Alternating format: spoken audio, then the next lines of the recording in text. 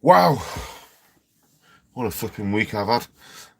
So, there's no one on at the minute, but I thought I'd start talking to you. Oh, someone's ringing me.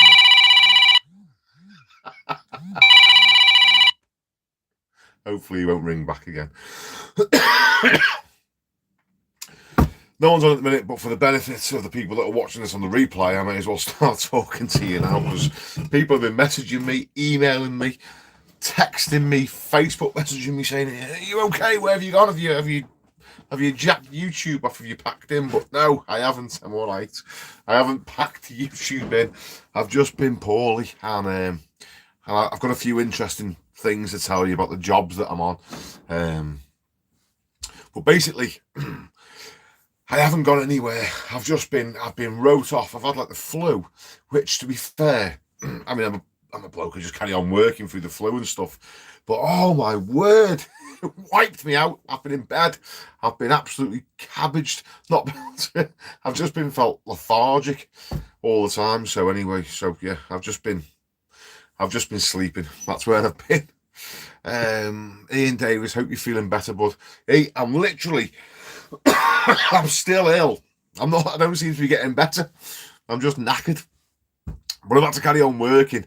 But I'll tell you why you haven't seen nothing from me. The jobs that I'm on, I've been on one job, and it's an old farmhouse right out in the middle of the sticks in Wales, in the middle of nowhere. And it's a bit of a bizarre one because the fella that's doing the building work, he's doing it for himself, and he's one of these, like, he's 70, lovely top bloke, nothing against him, but he's running a job and he's not a builder, and he's sort of taking advice from everyone all at once. So there's no set plan. So I've been told we're lime plastering the walls, and then a couple of weeks later we're going to reskim the walls they're staying on, and then they're going to get knocked off and it's going to get dry lined. And I've said, you can't do that, mate, because it's not a 9-inch wall, it's about a 12-inch wall, but it's solid. I said, we can't just dot and dab on them, you'll have issues in the future. So then I said to him, look, if you really want to dry line the inside, because he's got this in his head now, he wants to dry line it. I said, if we're going to do that, mate, ideally we want to put some like gyp frame up, which is like a metal frame in the inside of each room, and it doesn't touch the external walls. So you've sort of like, you get a nice, lovely square room, and it's not touching nothing, so can't ever get penetrating damp. So he went with this idea, and then he's talking to somebody else, and then they've said, why don't you batten the walls? So then he's bought loads. I've gone back to, I'm not there every single day, so I've gone back to the job, and there's like tons of roof battens, and he's like, right, screw them to the walls, and then screw your plaster walls to them. I'm like, that, it's not going to work, because the walls that he's started to knock off, I don't know why he started to knock them off, but the house is, I don't know, maybe nearly 200 years old. So the walls are like this, and he wants to screw roof batten to it, and then screw insulated plasterboard to the roof batten. Oh, I mean, if you've ever cut insulated plasterboard, it doesn't, it's not that easy to get it to fit to roof battens, especially when you've got to screw through this much, and you're trying to aim your screw gun so you hit a little tiny roof batten, and then you can't go in too deep because you let the blockwork or the brickwork be out of. So anyway, that's been a nightmare of a job, and I don't want to film anything there because, like, it's horrible saying this, but the job is not sort of standard practice. I can't. I'm like, listen, I'm trying to sway in one way, saying, listen, you've got to do this. This is how it has to run. You're asking me for my advice. I'm telling you. But then you go into the pub and you get advice from flipping idiots that don't even work in the building trade. And then before I come back, everything's changing. So it's just a flipping nightmare. So that's one job I've been on. So I didn't take any videos there because literally we haven't progressed at all there. What he's had me do there is, up to now, because the plan keeps changing, we've put a coat of sand cement on all the external walls with waterproofer in the mix. because he wants to stop any moisture being able to come through the walls whilst he's still deciding what we're doing on the internal. Even though I've told him the only way we're going to put plasterboards on these walls is if we metal stud the walls like a gyp liner system. But who knows, when I go back there, that the plan can change again. Anyway, so that's one job I've been on. And do you know what? He's a lovely fella. He's got, I don't know, maybe about 60 houses all around Wales and Chester. And I've known this fella since I was 18. In fact, he helped me massively, actually, this guy. When I was starting out, come off the building sites, and I didn't know where I was at with my pricing, you know, me sort of like me, where I wanted to be charging at. And he actually told me, you're too cheap. You need to put your prices up. This is when, because I was used to sort of like, you know, site prices, and I've gone to the domestic market, and he told me you're too cheap. So what a nice fella, you know. I was working for him, and he told me put your prices up. But I'll tell you another funny thing as well. This fella's Italian and Welsh, so he's Italian origin, but he lives in Wales, and he's been in Wales since, I think he was in his 20s, and he's like, you know, like I say, he's in his 70s now, and he paid me. And his son is good friends with my father-in-law. That's how I met this guy. Millionaires, you know, the properties they own, but they don't spend money. They're dead careful with money. So he's come down to where I am in Ellesmere Port years ago and paid me in the pub. And I've gone to the bar, bought myself a pint, got a few beers in for people, and there's about 3 or 4 quid change out of a £20 note. And I've turned round, popped it in the fruit, I put a quid in, pressed the button, and as the reels are spinning, the lights went out. So I'm like, looking at it stunned, and as I went like that, he was there. He went, "Don't you put that fucking money I've just given you in that fruit machine." Give me a right bollocking, because I was putting his money that he had paid me in the fruit machine. As far as he was concerned, it was still his money, even though he'd paid it me. And because he doesn't gamble, he turned the fruit machine off on me. I said, "Don't you put my money in the fruit machine." Oh, he said, "You know," he said, the work I've put into it to earn that money to give it to you, and you want to go and waste it." So, oh yeah, he's a crazy fella, but a lovely man, like. But anyway, yeah, so I've been on his house. I've been there. I can't film nothing there because there's nothing really. I ain't going to be educating anybody by filming anything there. You're only going to see the wrong way of doing things. And then since then, I've started another job. And it's another old building. It's about, I don't know, flipping heck, it's well over 100 years old. Like a big mansion. And I'm just down for taking, the whole house has been like smooth rendered and Tyroleaned, even though they think it's K-rend. They keep telling me it's K-rend, and it's not. It's Tyrolean. But anyway, they want the front section to match. And film anyway, just for a laugh, Michael Crawley. Yeah, I should do, mate. I probably will, but I haven't been feeling very well. I've been ill whilst I've been dealing with this shit. I'm going to these places, and I can't handle it because I feel cabbaged as it is, and I'm having to put up with these flipping crazy customers trying to make me do strange things. But anyway, so we've got this other job. It's like Tudor, just this front little elevation that sticks out. So imagine a big square sort of mansion.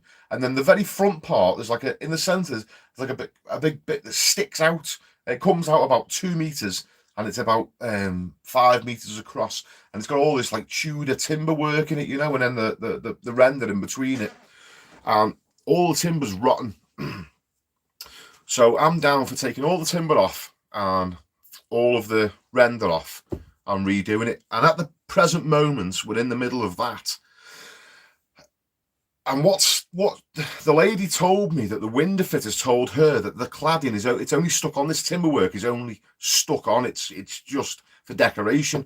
And as we've chopped all the render off and then we started taking the timber out, it's not, the timber work is actually into the brickwork.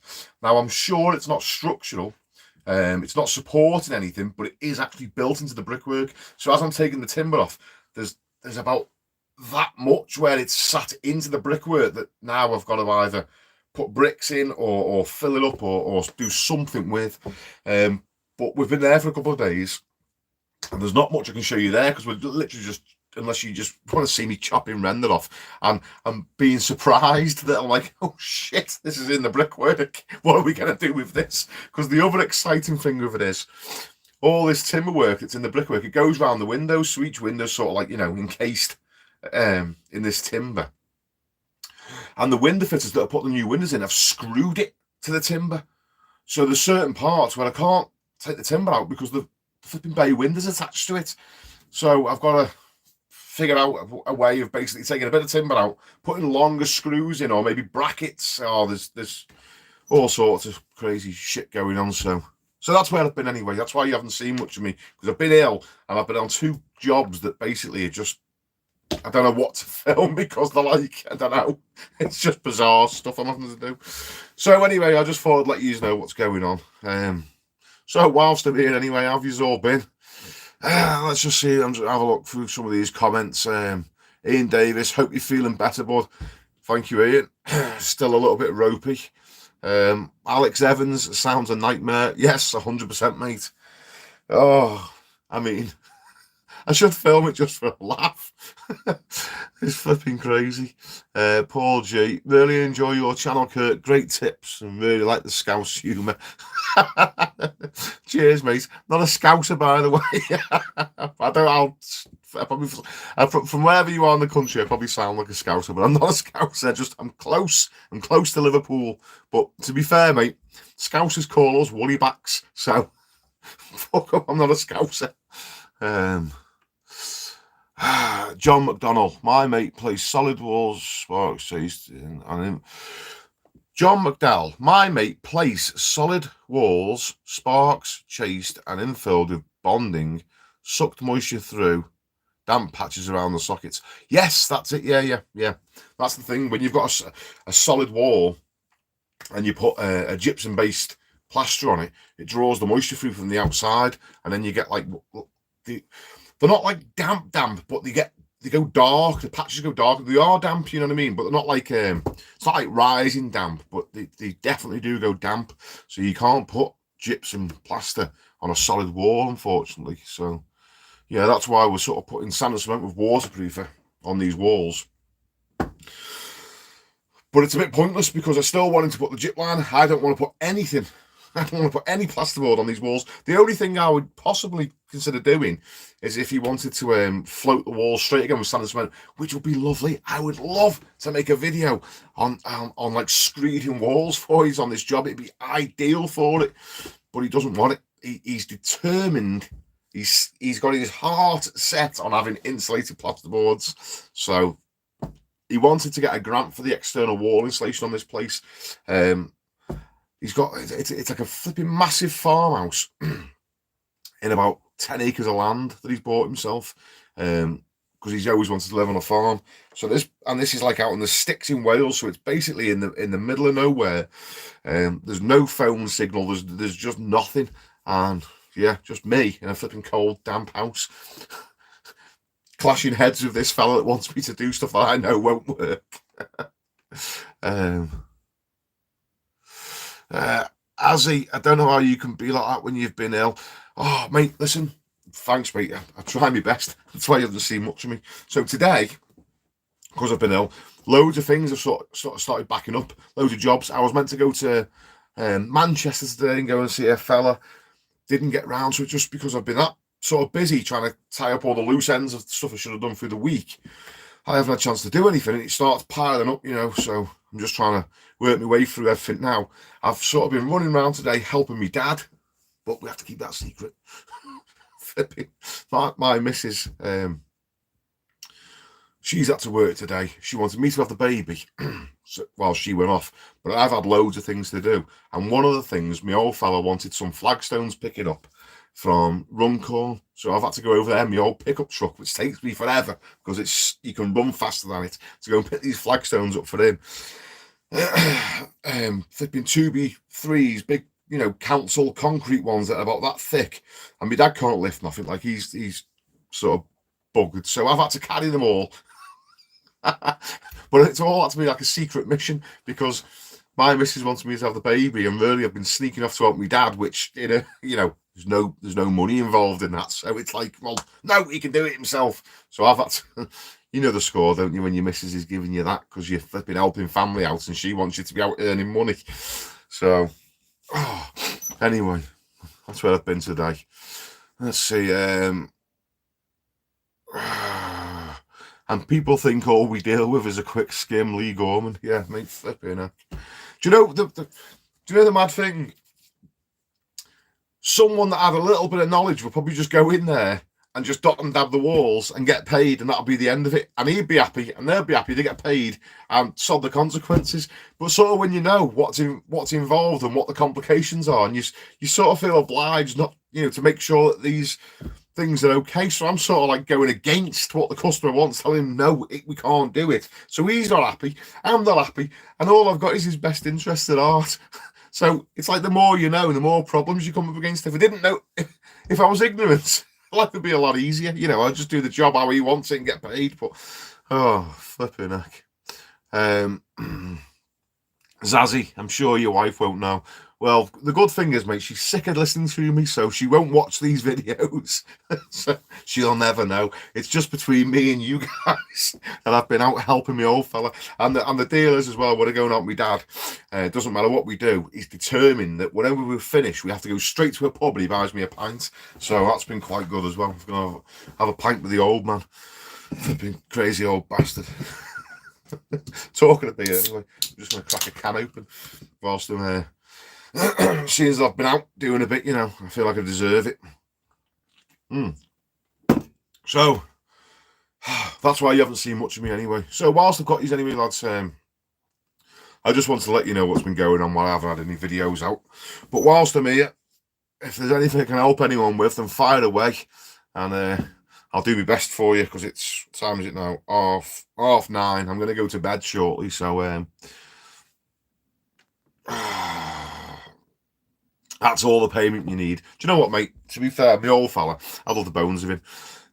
He's a top bloke, so if I can help him out in any way, he's sort of he's one of these, my dad. Like, he's got like a one-track mind. So he's been focused on getting these flagstones, because where he's had his greenhouse took away, and he wants to put a little shed there for his budgies. He's going to breed budgies now, right? So he's been determined to have these flagstones. They've got to be there today because his mate's coming to put them down tomorrow. The shed's coming on Tuesday. So little things. Do you know when you've got nothing to worry about in life, you start making massive problems out of little things, don't you? So this, for me, getting a few flagstones is like, whatever. I'll just go and do it. It doesn't make a difference to me, but he's been building up to this. My dad's been focused that this is like a major operation. He's planned this out because he's been sat in his house doing nothing else. He's been thinking about this and making a flipping game plan for weeks and weeks and effort has to slot in. So me knowing what he's like and knowing his mindset, I've just gone and done it for him, because I know if I don't,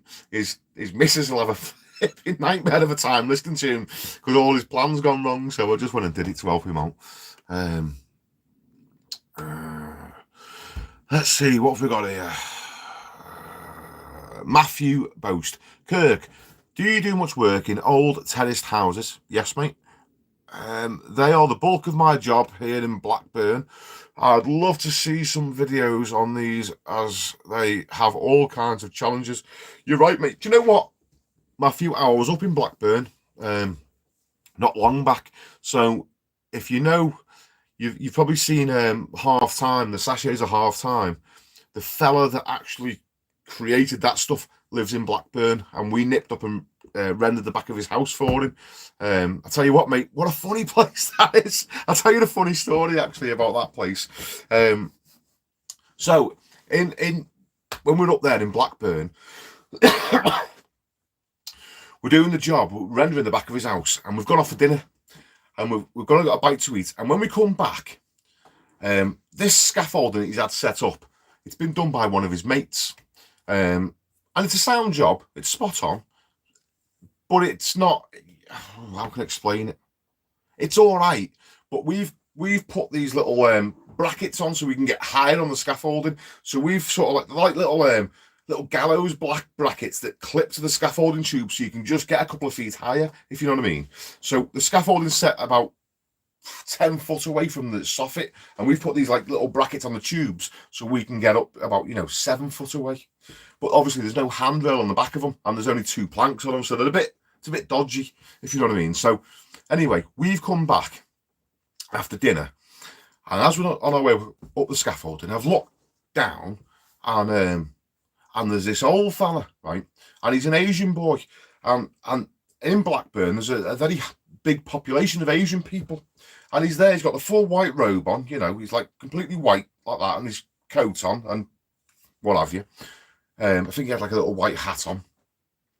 Now, I don't know who this boy is, but he stood there watching what we're doing. So I've clocked him. Now, because he's in this white robe, I don't know if he's an official, if he works for the council. I don't know who he is, if he's health and safety. I don't know. All I know is, because he wears this white robe, you can imagine. I don't know if they have to wear certain uniforms or if they get away with it for religious purposes. So he's just stood down there watching us. So I've clocked him, and he's been stood there for about half an hour watching. So I went down and said, are you all right, mate?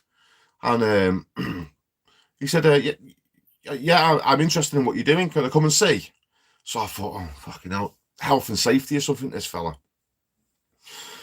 We're probably in trouble here. So I said, yeah, mate, yeah. And he said, do you mind if I come up? I said, no, whatever you want, mate.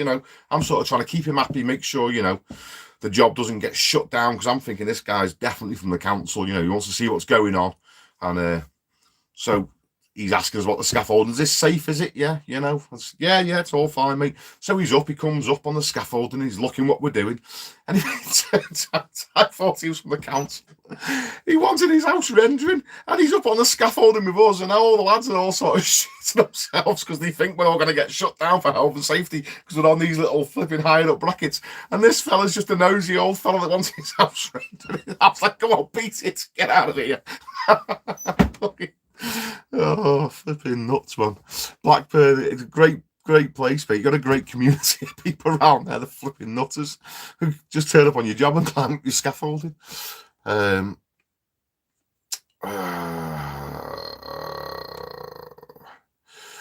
Let's see what I'm sorry, I'm just reading some of the comments here. John McDonald, skimming over the old lime plaster, what products would you use? So thing with skimming over old lime plaster, what you've got to sort of take into account is that was a plastering system that worked perfectly with the buildings that it was installed in. So if you've got, we're talking about lime plaster, if you've got an old terraced dwelling and it's solid 9-inch walls and all the internals are all lime plastered, and they never used to have issues with damp because lime is breathable. But then when we go in terraced houses nowadays and we start putting sand and cement on and skim it of gypsum plasters, then you start having issues with damp. And they say, all these old houses have all got damp issues. But they wouldn't have done if we just stuck with how they were originally plastered, with lime plaster.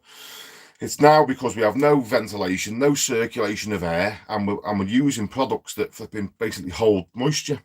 So when you're asking me what sort of product we use to skim over lime plaster,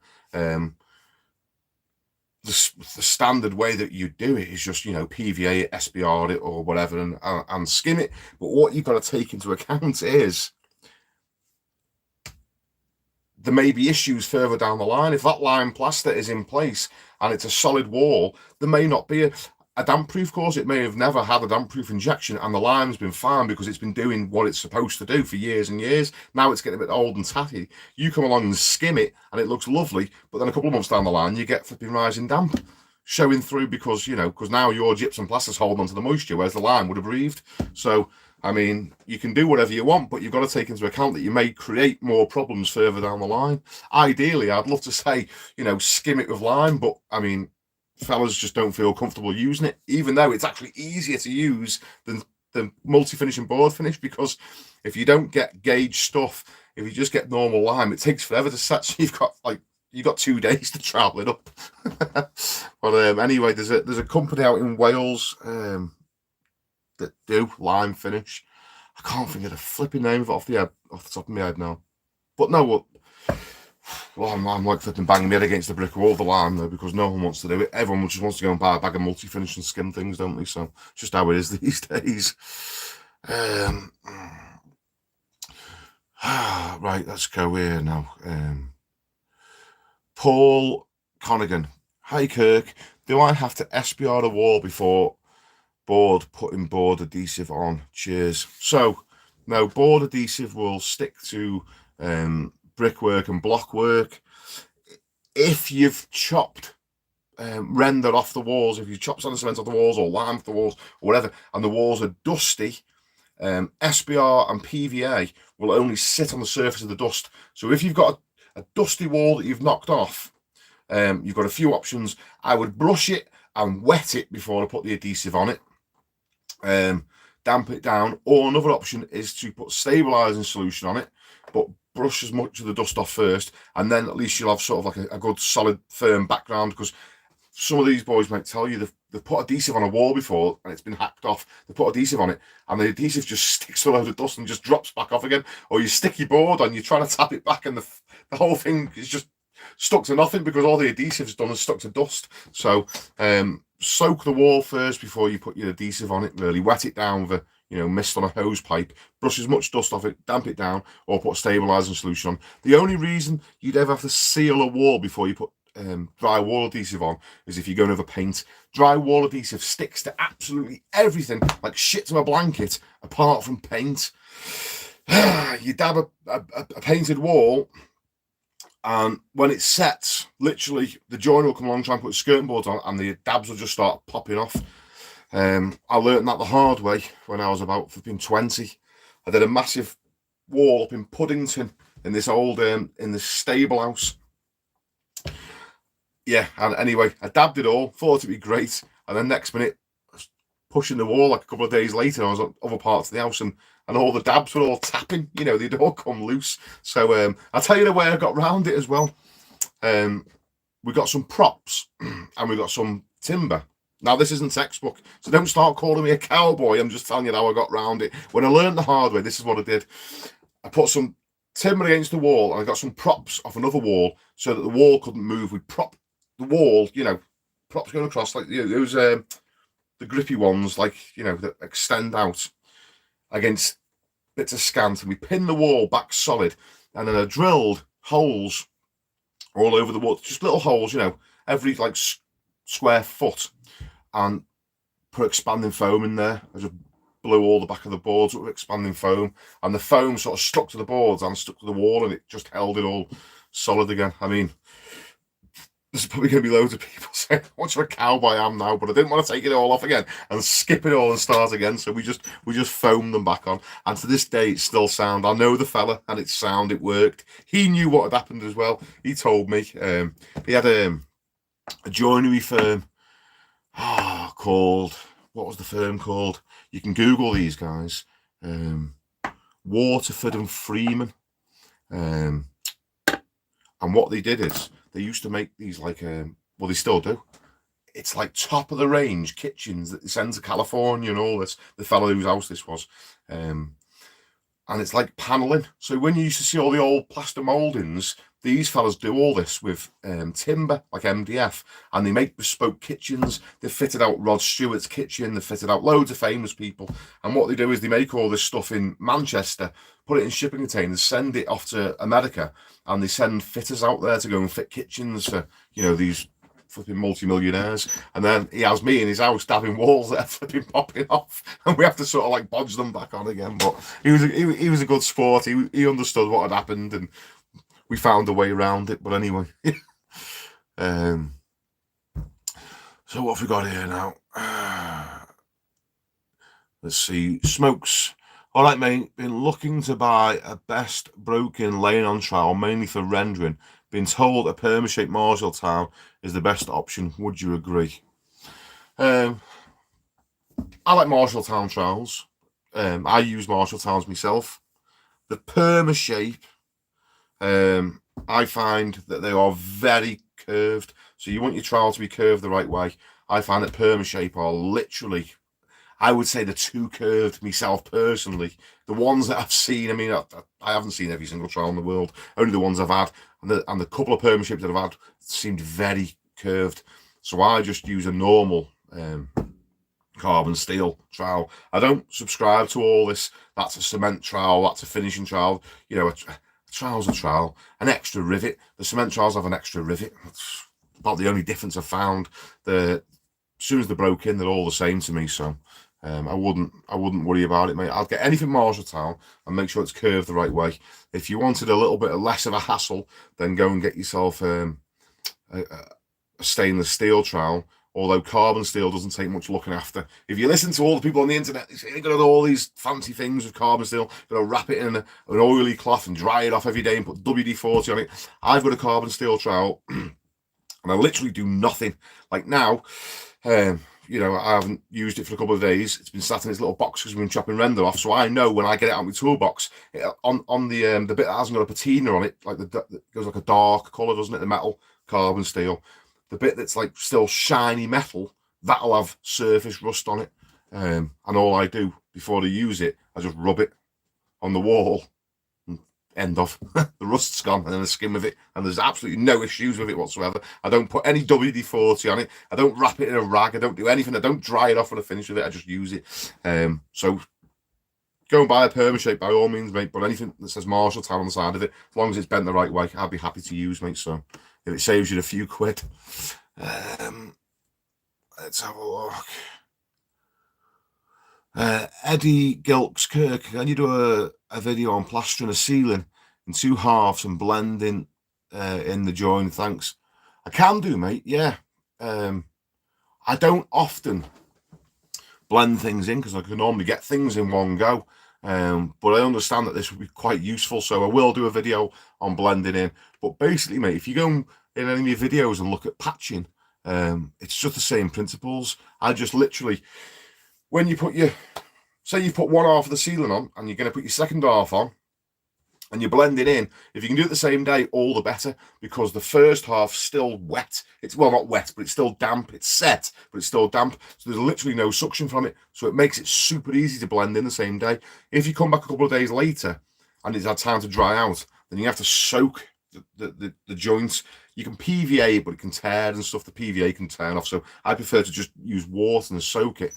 But all you want to do is make sure that every time you apply a coat, you literally feather that coating as you're doing it. Don't leave a ridge where the plaster joins, because it'll dry in and you'll have a bit of a bump. It's a pain in the ass to get rid of. So every coat, sort of feather it in, and then as soon as it comes to flattening and your first wet and your second wet trowel, brush the joint as you're blending it in and bring all the fat up, and it'll just blend in so much easier.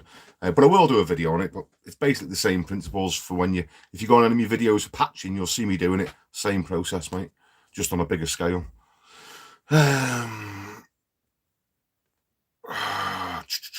Smokes. Yeah, no worries, mate. Nice one. Thanks for that, mate. That's sound. What have we got here? Richard Coots. Kirk, on a job next week. The walls are stripped and maybe high suction. I'm going to use SBR. Shall I SBR all the walls a day or two before I skim them? Yeah, you can do, mate. I usually SBR first thing in the morning and then skim them later on that day. But I've SBR'd walls days before. All that happens is if you SBR a wall and you've given it more than 6 or 7 hours, the SBR will completely seal the wall, which is fine. You can still skim it, but you'll have no suction whatsoever. So if I'm going to go over Carlite finish, the grey finish, which is super high suction, I'll try and SBR that the day before, because it literally kills the suction completely off. So yeah, you can do it a couple of days before, mate. Well, you won't have any issues with it. Just bear in mind that you'll have absolutely no suction. So when you mix up, make sure you mix up enough, because you're going to be able to put plenty on. It ain't going to dry out for a while.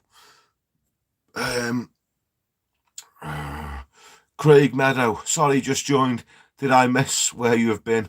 Yeah, so just to recap, Craig, all that's happened is, mate, I've been ill, I've been in bed, I've been lethargic, I've been trying to catch up with jobs that I'm on. I've been on 2 jobs this week, and basically, mate, both of them, you don't want to see what I've been doing, because it ain't textbook. It ain't even, I mean, I don't do textbook stuff anyway. I sort of like bend the rules a little bit, like, and I'll show you the little ways that I get around doing stuff. But believe me, mate, this is like out of this world. Some of the stuff I've been doing, flipping horrendous. So I've been incognito, so none of you can see. The thing is, I put stuff online, and people always jump on me back about what the electricians have done or what the window fitters have done, and what they've got to understand is, or what, you know, some of these guys that I put videos on YouTube, and people have seen what I've done, but they're commenting on what's been done before. They're on about, you know, that cable's not clipped properly. Well, I'm the plasterer.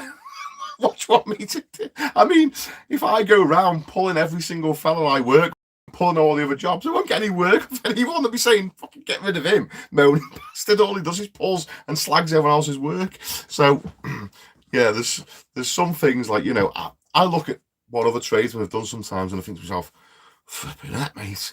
You can't get away with that. And if I think it's dangerous, you know, if I've turned up to a job and someone's put a lintel in and it's not incorrectly, it's not on a padstone, and it's like, you know, just resting on a nib or something, I won't just board it and skim it and say nothing. You know, I will say certain things, but I can't go around pulling electricians when they've put a wire diagonally without sinking it 150 mil deep in the wall, or putting steel conduit on it, because, you know, they're only meant to go vertical and horizontal to a flipping outlet, you know what I mean? But people on the internet pull me on it. They're like, "Oh, that's not right." I'm like, well, I didn't do it. I'm just a plasterer.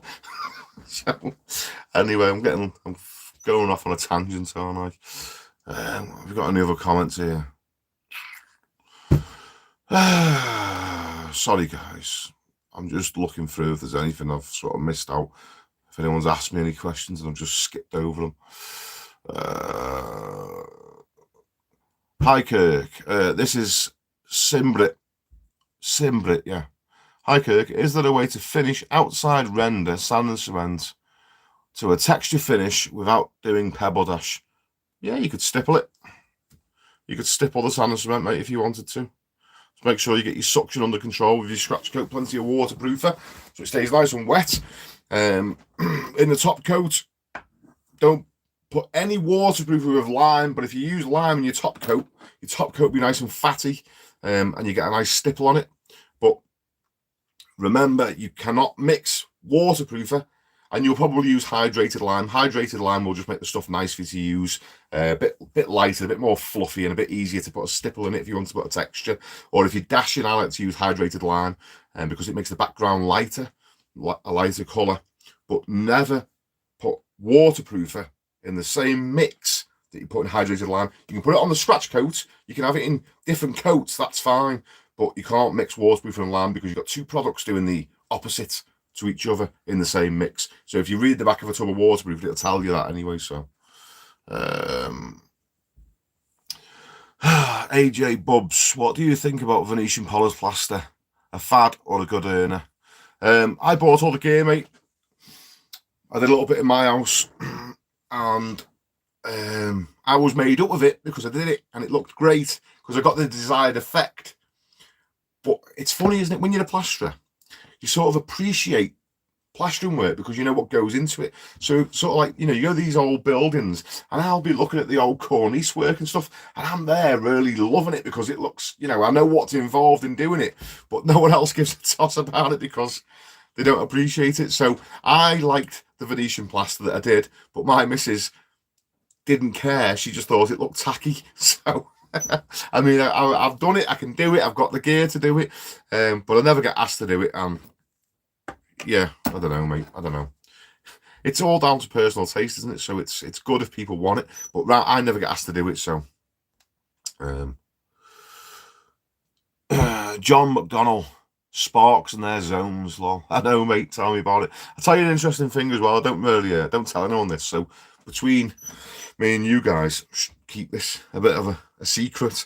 I didn't want to be a plasterer originally. I got sort of forced into it by my dad. So all through my sort of teenage years in school, I was forced into plastering on the weekends. I'm not fun to say forced. I enjoyed it because I was getting paid. Do you know what I mean? But I didn't really have a choice. I had to go and work and learn a trade. So when I finished school when I was 15, straight away I was on the building sites and I could already plaster. So I was on a decent wage already. the reason I'm telling you this, I'm going somewhere with this. I was on a decent rate of pay already because I was like 15, but I was earning like, £100 a day or whatever. So I was like flipping Rockefeller to all my mates that were all working in McDonald's and stuff. I was flipping broosted because I was like £600-700 a week at 15 years old. But I didn't want to be a plasterer. What I actually wanted to do was anything else. What it wasn't I didn't like plastering. At the time, I just didn't like working with my dad because I worked with him and I lived with him.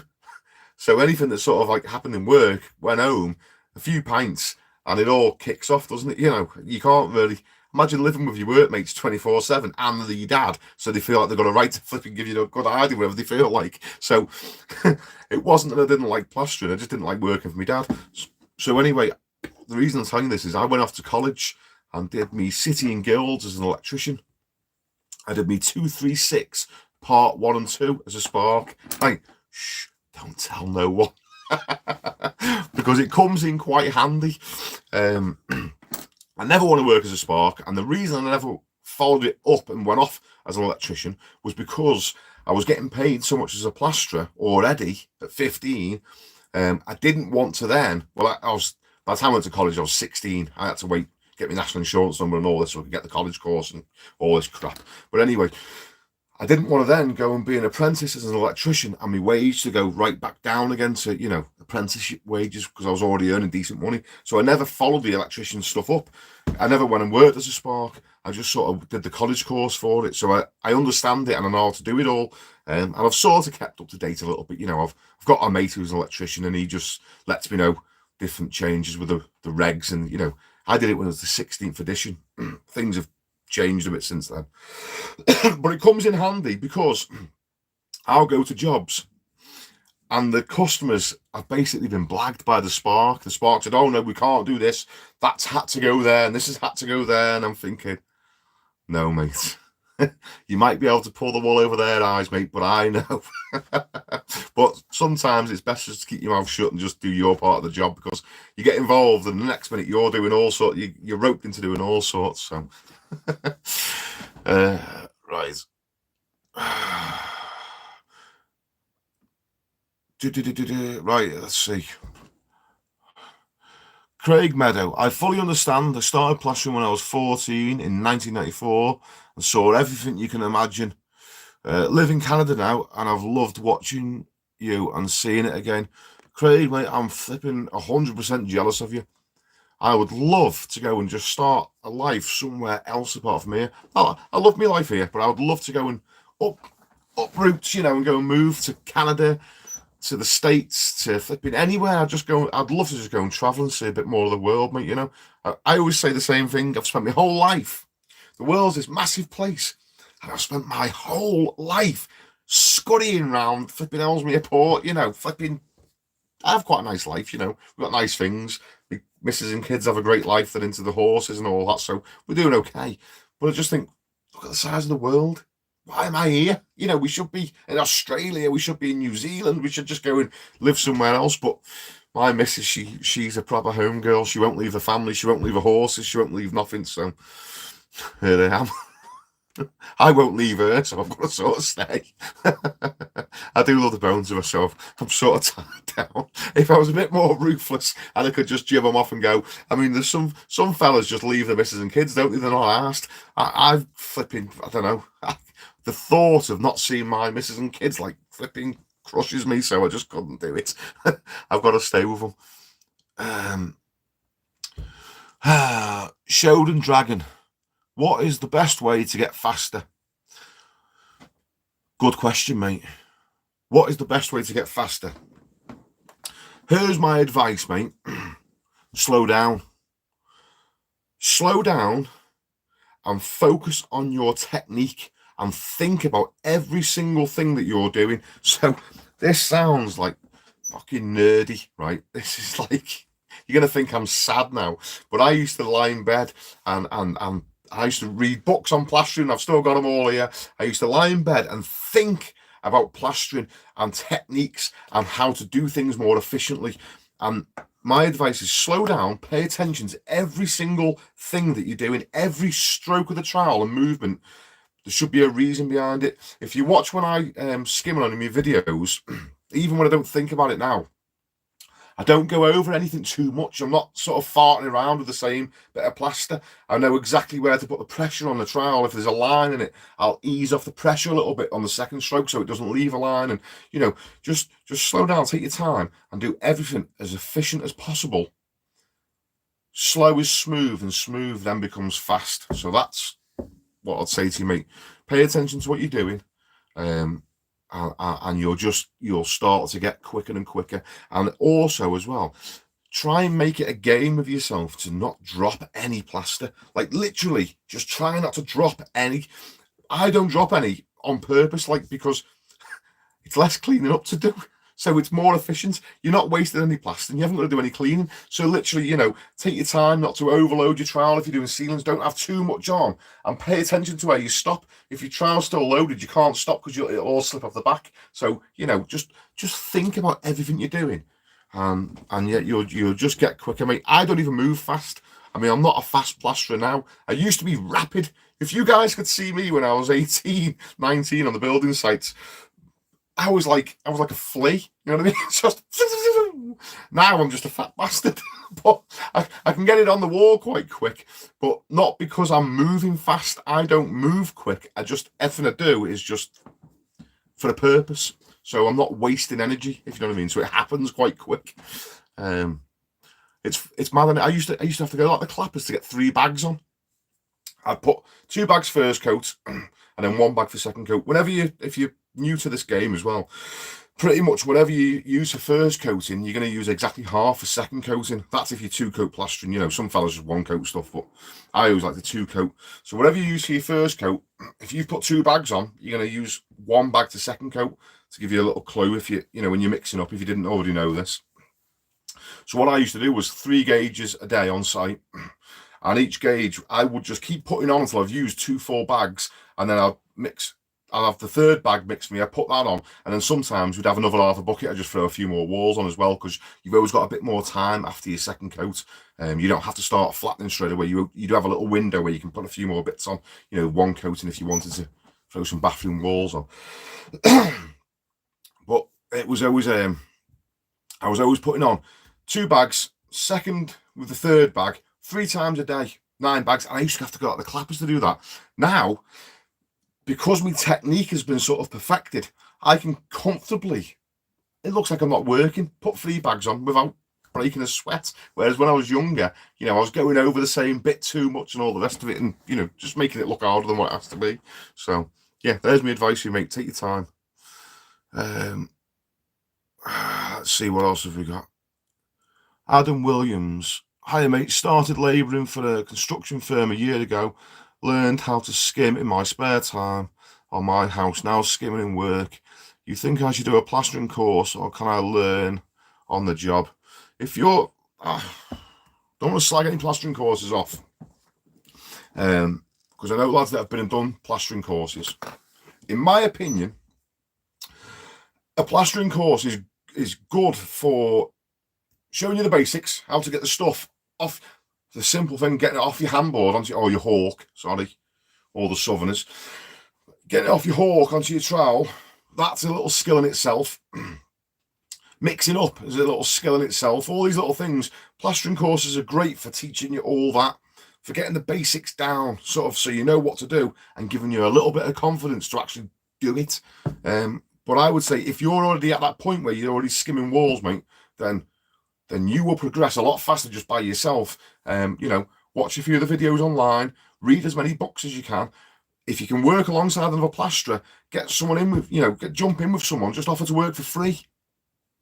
Rather than going on a course and getting put in a little cubicle and you having to pay to go on the course, just go to another plasterer and say, I will work for free for you for a week, right? It's like going on a course, isn't it? Only it doesn't cost you nothing. Chances are he'll pay you anyway, and you'll learn so much more actually on the job. That's what I'll do, mate. That's what I'd recommend for you. Because I would say a plastering course is good for teaching you the basics.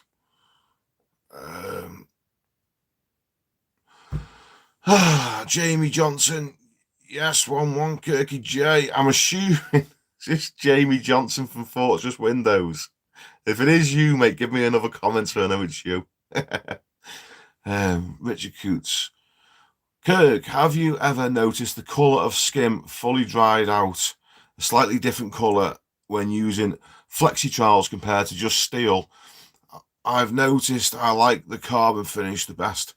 Yeah, it does dry a different colour because a flexi trowel will go to any shape of the wall and will take off all of your fat. So it actually, when you finish the wall with a flexi trowel, it actually looks neater because the flexi trowel has gone into every little deviation and imperfection in the wall and took all of the fat out of it, so the colour dries a solid colour, and people look at it and go, wow, it looks so much better. But the fact of the matter is, when you've used a steel trowel, a carbon steel trowel or a stainless steel trowel, all those little divots and imperfections that have actually filled with fat, the trowel doesn't flex and go into them, so the wall actually stays straight. So when it's painted, the painted wall's better with a solid trowel. The flexi trowels, the colour looks lovely, but the wall is not actually perfect because the trowels flexed in and took all these little bits out, and it'll look like the back of a fat girl's legs when it's painted.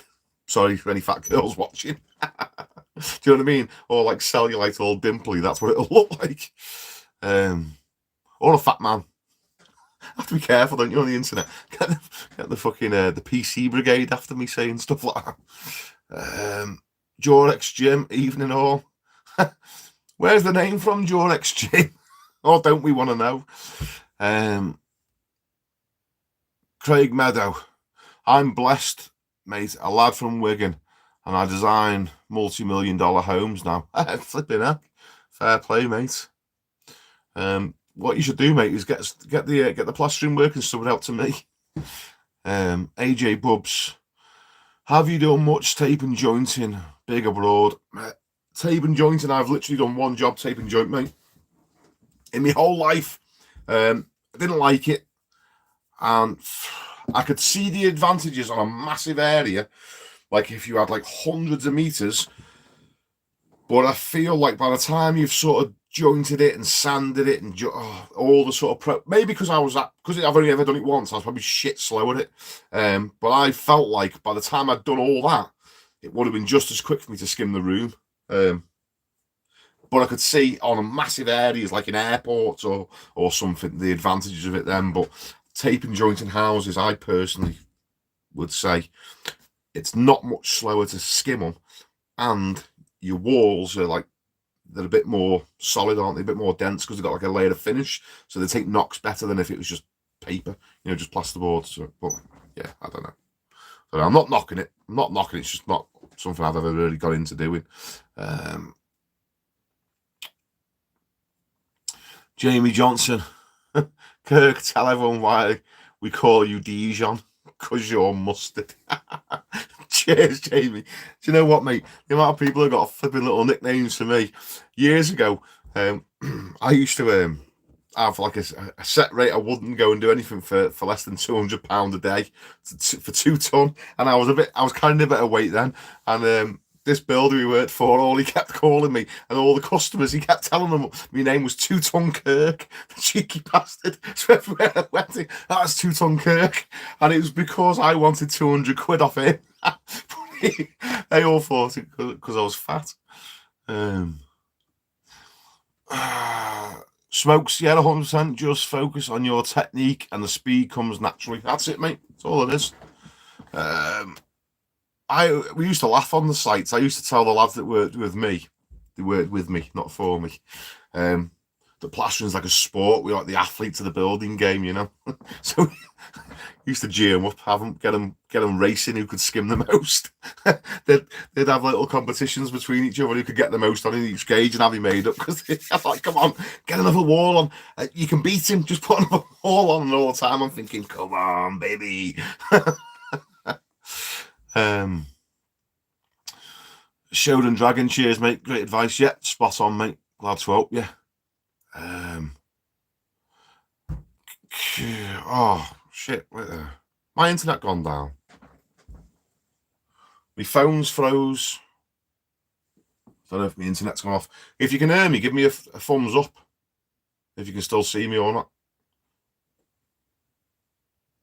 It's back on. That's on. Why is that froze? Right, guys, if I'm still live, if you can still see me, just hit the like button so I can see if you can see me or not. Oh, wait, there's comments coming through. Yeah, okay. Oh, it's okay. We're okay. Captain, my orders man talking to me. Ring doorbell. Have a good one, Captain.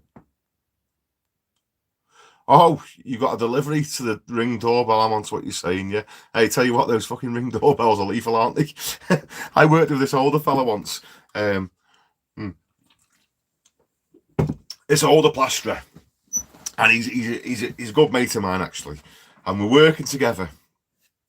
And he's a bit stuck in his ways, like, and he's quite, if he sort of says something, then you have to sort of go with what he says.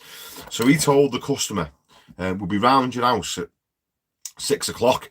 And the fella said to him, well, I don't get into work from 6:30. So, yep. And he didn't listen to him. He's one of these sort of fellas, like, he tells you, and you can say whatever you want, and he just says, yeah, but he's not listening to you. So we've turned up at this job to go... We've turned up at this job to go and look at this job for this boy at 6 o'clock. And now he's already told me mate, Carl, that he's not going to be there till 6:30. So he rocks up outside his house, rings the doorbell, no answer. Knocking on the door, no answer. So then my mate turns to me and says, fucking arsehole, office faggot. Told him 6 o'clock, he's not here. And the fella spoke out the doorbell and said to him, I'm not a fucking arsehole. I told you 6:30. That was the first time I ever encountered one of them Ring doorbells. Anyway, we waited for the fella. He come home and my mate went and priced the job. I just sort of stayed in the van because it was nothing to do with me. But safe to say, we never got the job anyway. But yeah, so be careful. Don't ever slag a customer off on a Ring doorbell when there's one in the vicinity, because you never know if they're listening to you or not.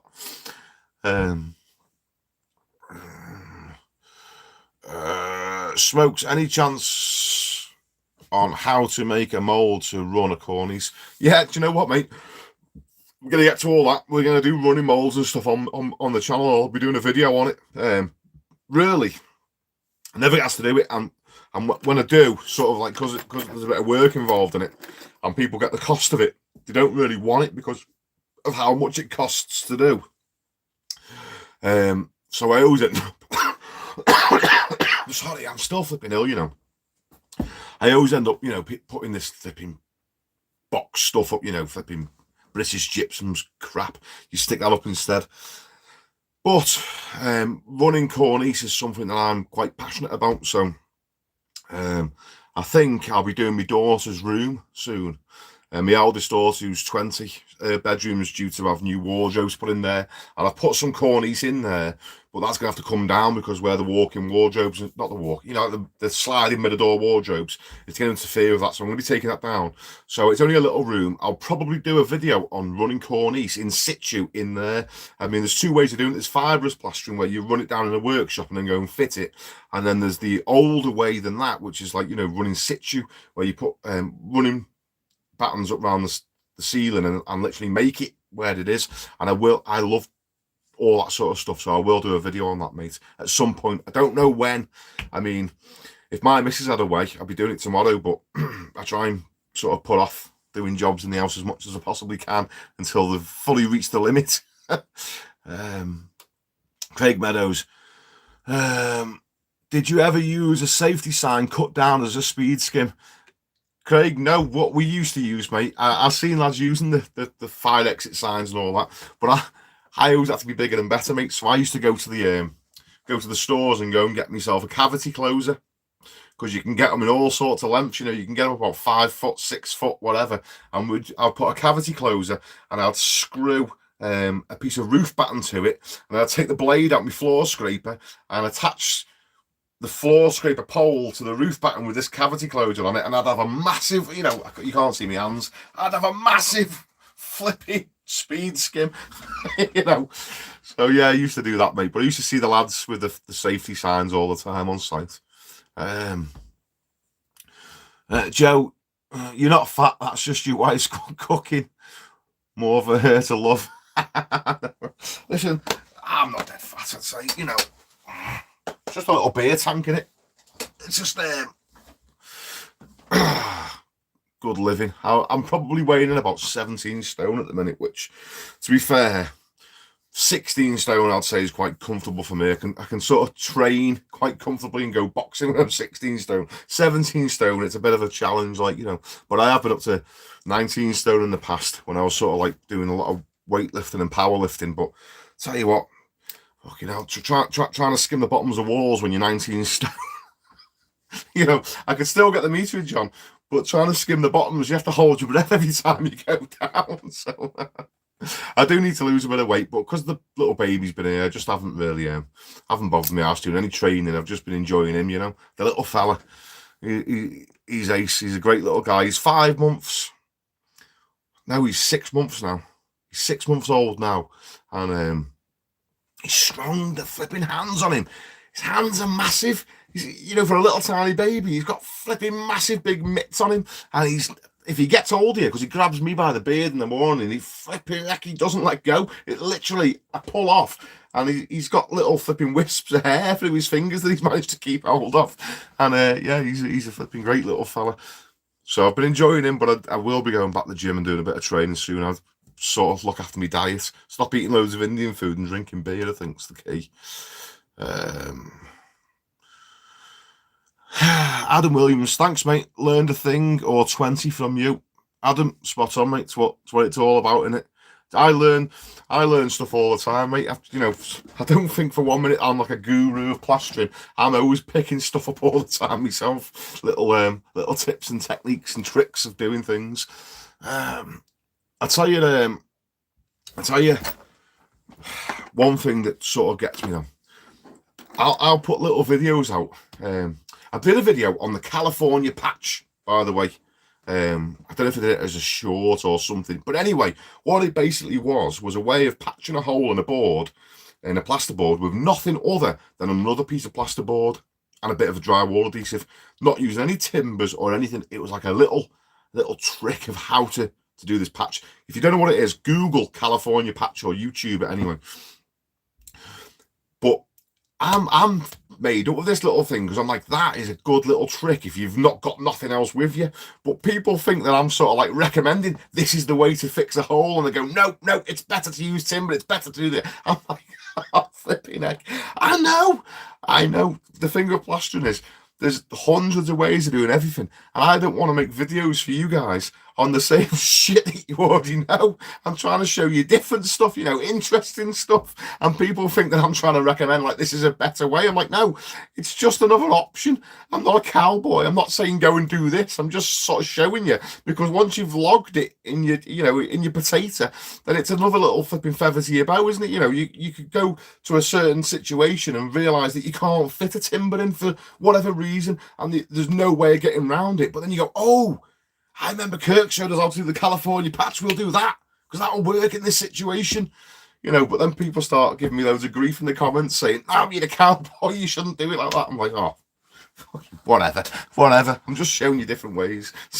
So when people see me doing stuff, if you see something I've done and you think that's not right, you're right. It probably isn't. But the reason I've done a video on it is to just show you, to give you another option. Okay, just another little way of doing something so that it might come in useful for you in the future. Not because I'm a cowboy and that's how I do every single job.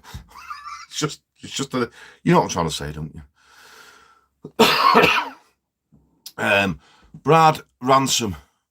This guy's a genius. So many tips and hints I've taken from him and improved so much with my plastering. Cheers, Brad. Wouldn't say I'm a genius, mate. I'm a one-trick pony.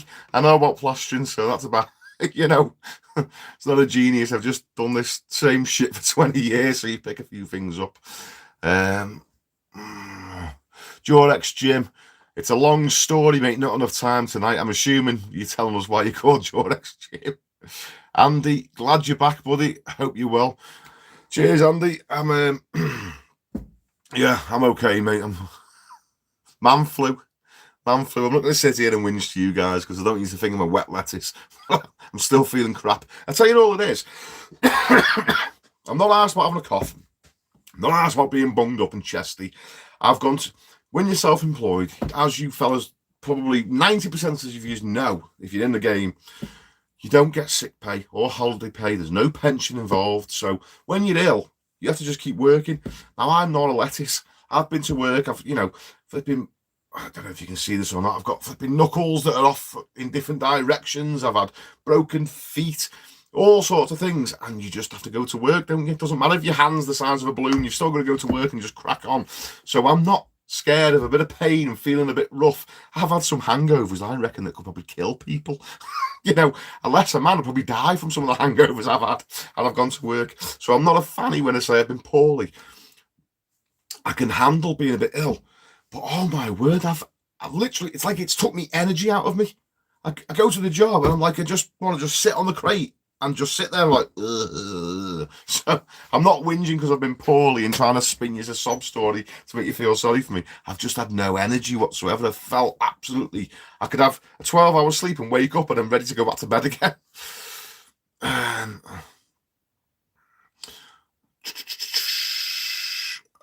There's all the thumbs of people saying we can see you. So I don't know what happens with my internet.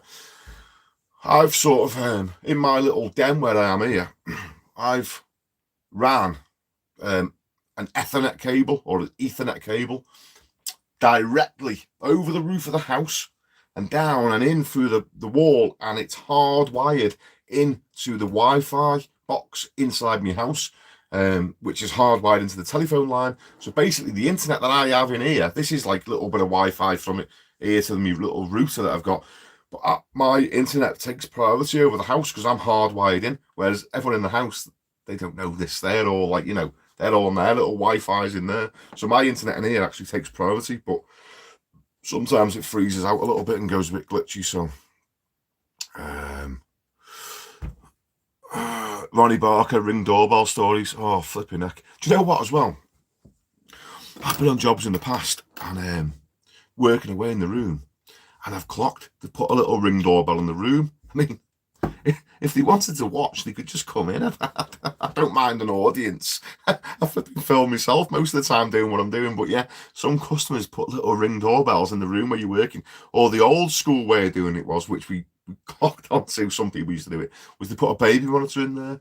A little baby monitor watching you and listening to you, And yeah, I mean, I don't do anything wrong anyway, but it's interesting, isn't it? Some people are a bit like, when they've got fellas in the house working, they just, I don't know, I think they just want to keep their eye on you, just make sure you're doing what you're meant to be doing or something. So I don't know what women it is, because it always seems to be like, if there's a woman in the house, there's a little Ring doorbell set up for me. Whether they're just sat downstairs watching me working, I don't know. You've got to be fucking sad, haven't you, to just want to sit and watch me work all day. Darren prepped him on his hallway today and swapped out the PVA for some neat SBR, and it's like the walls are rubber. Shall I give it another coat first thing before I skim, or just hit it straight? I just skim straight over it, mate. SBR is like a flipping magical product. To me, I've not actually researched it 100%. I could do more investigations, but I've literally tested it, mate. I don't know. I can't understand myself how it works, because in my mind, when you SBR something, it is completely sealed. It's impenetrable. Moisture just does not travel through it. So in my mind, finish is like, if you put skim on a plastic door and bang the door, the skim pops off. If you put skim on a piece of glass and bang the glass, it sort of pops off. With SBR, I've tested it. I've done pull tests on it. When that wall's sealed, it's like a sheet of glass. It's impenetrable, but skim sticks to it. I mean, and it sticks well.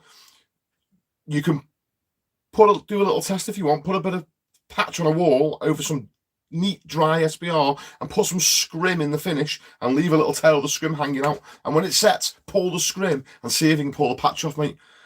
It sticks like shit to a blanket.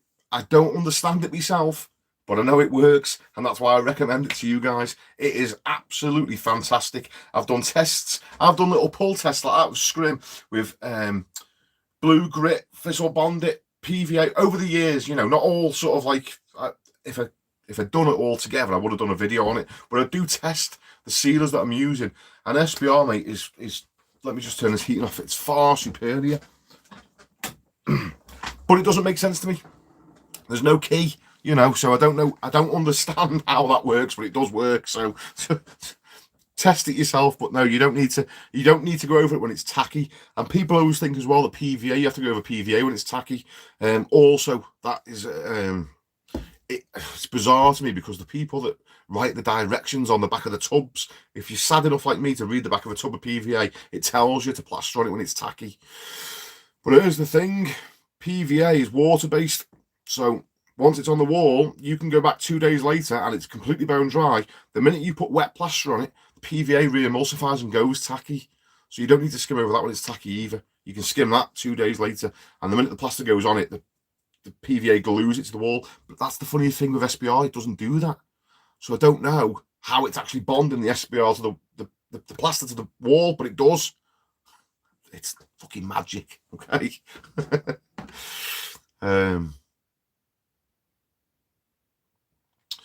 Let's see.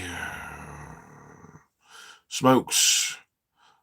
I run one with a good stonemason once, but didn't ask me how he made the mould. It was from wood and a thin metal plate. Yeah, so basically, mate, you're talking about running moulds. What they recommend to use is, if you know any of the old books and plasterers that do running moulds and stuff, they usually use zinc because it's quite easy to cut. But you can pretty much use anything you want, mate. You know, any sort of metal. Just zinc's quite nice and easy to, you know, get your tin snips and your file on. But if you've got the time, use any sort of sheet metal. It doesn't really matter too much. I mean, I wouldn't want to use anything that's going to rust, because then you've got the issue of having to deal with the rust every time you want to use it. And then the wood is, because the metal's a little bit flexible, the wood sort of supports it. So what you want to do is cut your mould the shape that you want, and then cut a timber mould exactly the same shape and just step it back a little bit, just so that it's only the metal touching the plaster, not the timber. And you horse it up anyway. But the best thing to do, mate, is go and get a book by probably the most easiest one to get online is by J.B. Taylor. And that he talks you all through running moulds. You won't. It's only very brief, you know, the section in the book. It doesn't give you everything, but if you've got a bit of a basic understanding of plastering, then you can just it'll show you how to do a running mould. You don't have to use plaster of Paris. It's better. It's finer. You get a neater job, but you can run pretty much anything. So you can core out your moulds with bonding, and you can run them in finish if you want. It's just a bit gritty and it takes forever to go off. It's nice if you sort of run something with plaster of Paris or casting plaster, because it's done within about half an hour. You know, the job's finished and it's sweetened and it's lovely and smooth. Whereas if you do it finish, you're there for half a day. But, you know, you can do it, is what I'm trying to say.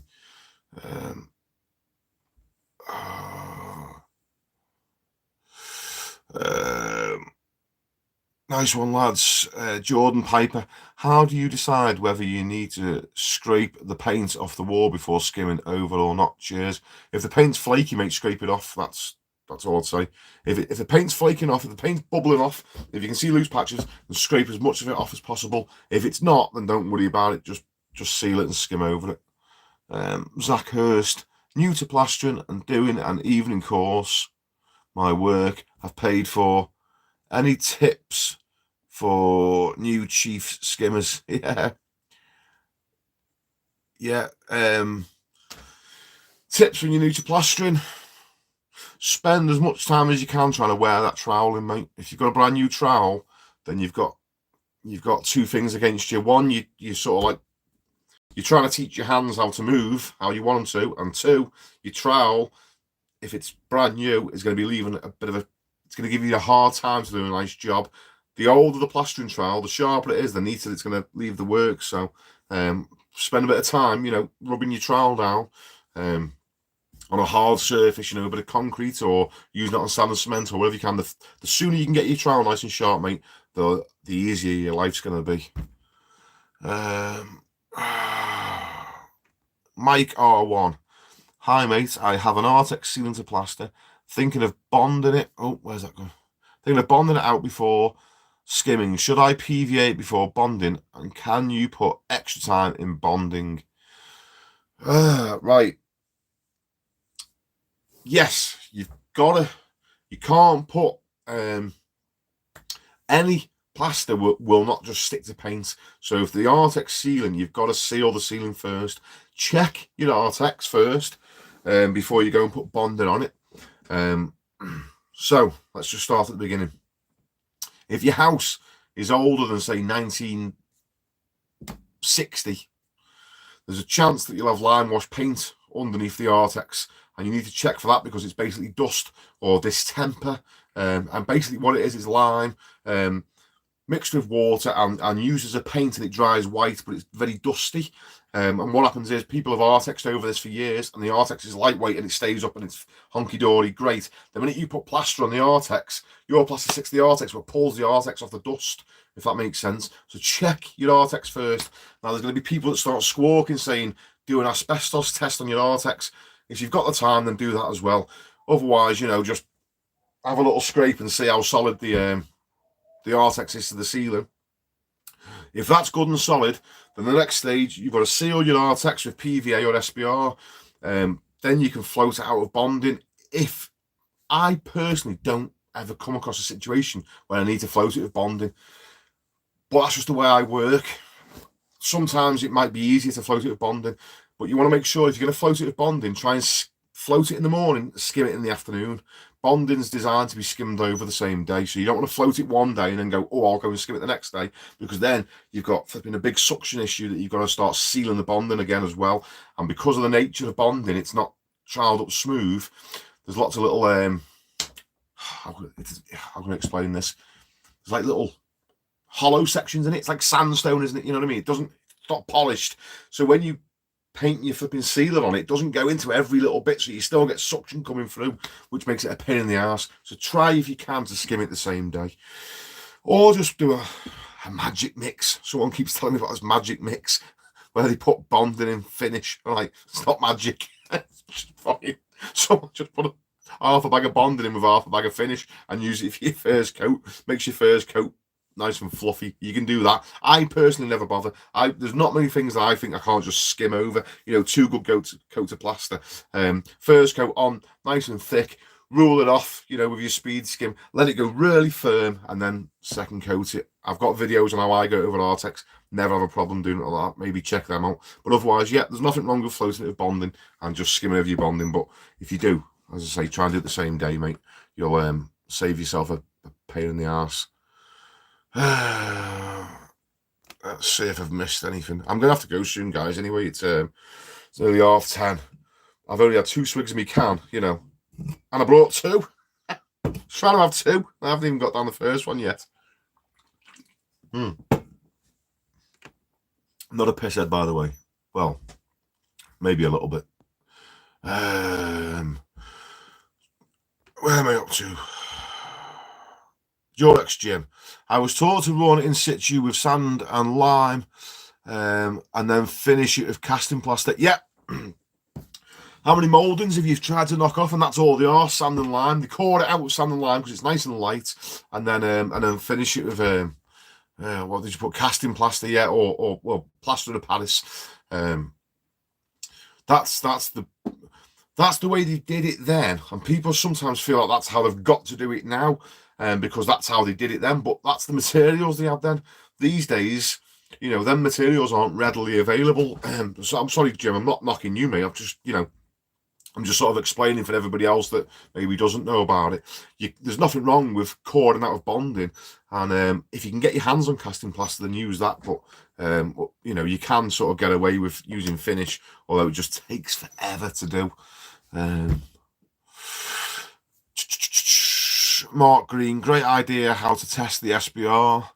Is the bond just as good if plastering onto it after it's fully dried? Just thinking, like you say with PVA, that can become tacky again or so. Yeah, Mark, like I say, mate, I've tested the SBR. I've done a little pull test with a bit of scrim bedded into the plaster. I'm tugged it the next day. I've tested SBR that's just gone off, and I've tested it with SBR after it's fully dried, like a couple of days later. And to be honest with you, mate, no difference. It's solid. You know, you can get the scrim out, but you're ripping the plaster apart. Do you know what I mean? If you sort of did it and it just popped straight off, then I'll tell you an interesting one actually. I'll tell you the weakest pull test I ever did. Doing that when I seal the wall for anyone that didn't catch before. I seal the wall with a sealer. I put a plaster on the wall, like a handboard's worth on the wall, standard thickness, and I bed some scrim into it and leave a tail of the scrim out the bottom of it. And then once it's set, I pull the scrim to see how well it's stuck to the wall. Just a little pull test just to see what works and what isn't working. The weakest sealer I've ever seen that performed the shittest performance, grit. Believe it or not, because everyone raves about blue grit because it's got a key to it and all this, but I flipping and the sheet of plaster just popped off the blue grit. So take from that what you will. Not knocking blue grit. Some situations I use it myself. I paint the bottom of steel with it before I dab boards to it and stuff, but for some reason it's not as good as PVA and it's not as good as SBR. It might be good at control of suction, but the plaster doesn't seem to stick to the stuff as well. Don't know why, but it's just how it is. So test it yourself. It might have been a one-off for me, but I've seen enough for me to sort of say, oh, yeah, it's not as good as what I thought it was.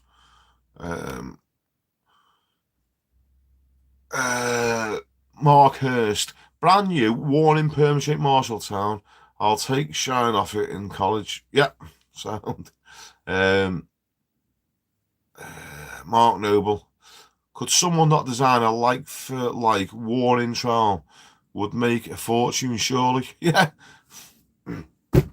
Marshalltown, they do their pre-warning trowel, don't they? They literally just knock the corner off. It's not warning, it's just literally had the corner knocked off of some sort of grinding machine. I mean, if they just spent a bit more time, if they literally got it to a nice sharp blade, like a knife edge, and maybe hit it with emery cloth, and then stropped the blade, like how someone sharpens a knife, there's probably no reason why they can't manufacture a fully worn-in trowel. Why they go through the whole process to take a little bit off and don't finish the job and then sell it as a pre-worn-in trowel is beyond me. Because, like you say, if they actually just did it perfect, everyone that was buying the trowel would have a lot easier time. All these beginners, they'd have a lot easier time using it, and they'd sell like hotcakes because you haven't got to break them in. But I don't know why they don't. Don't know, mate.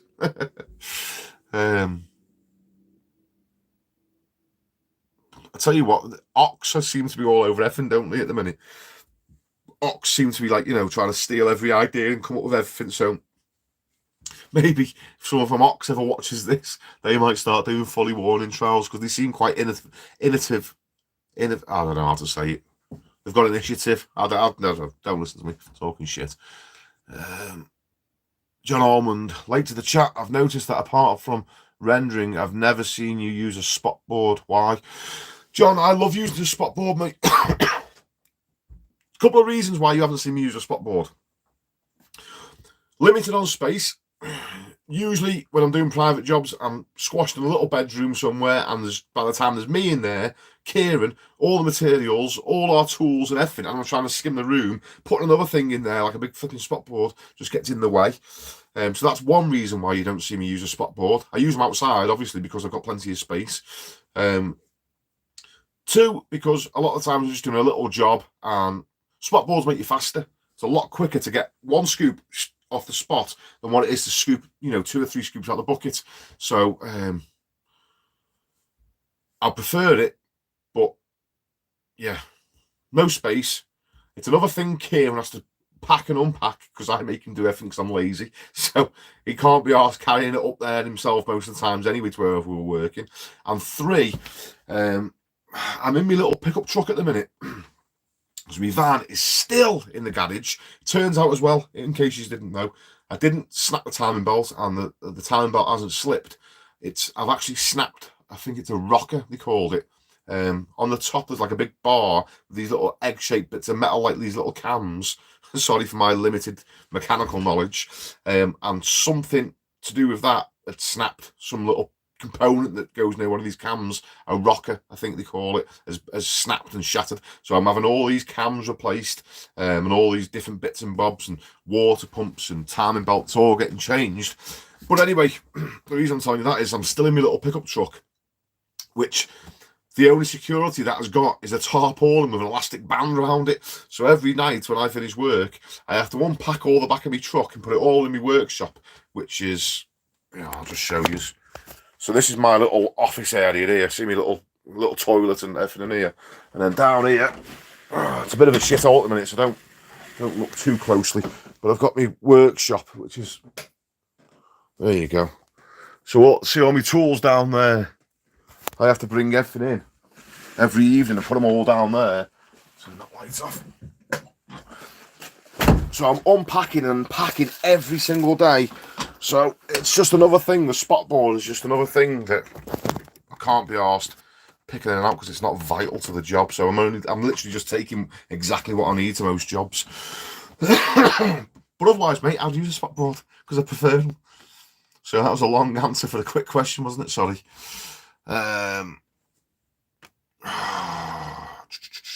L.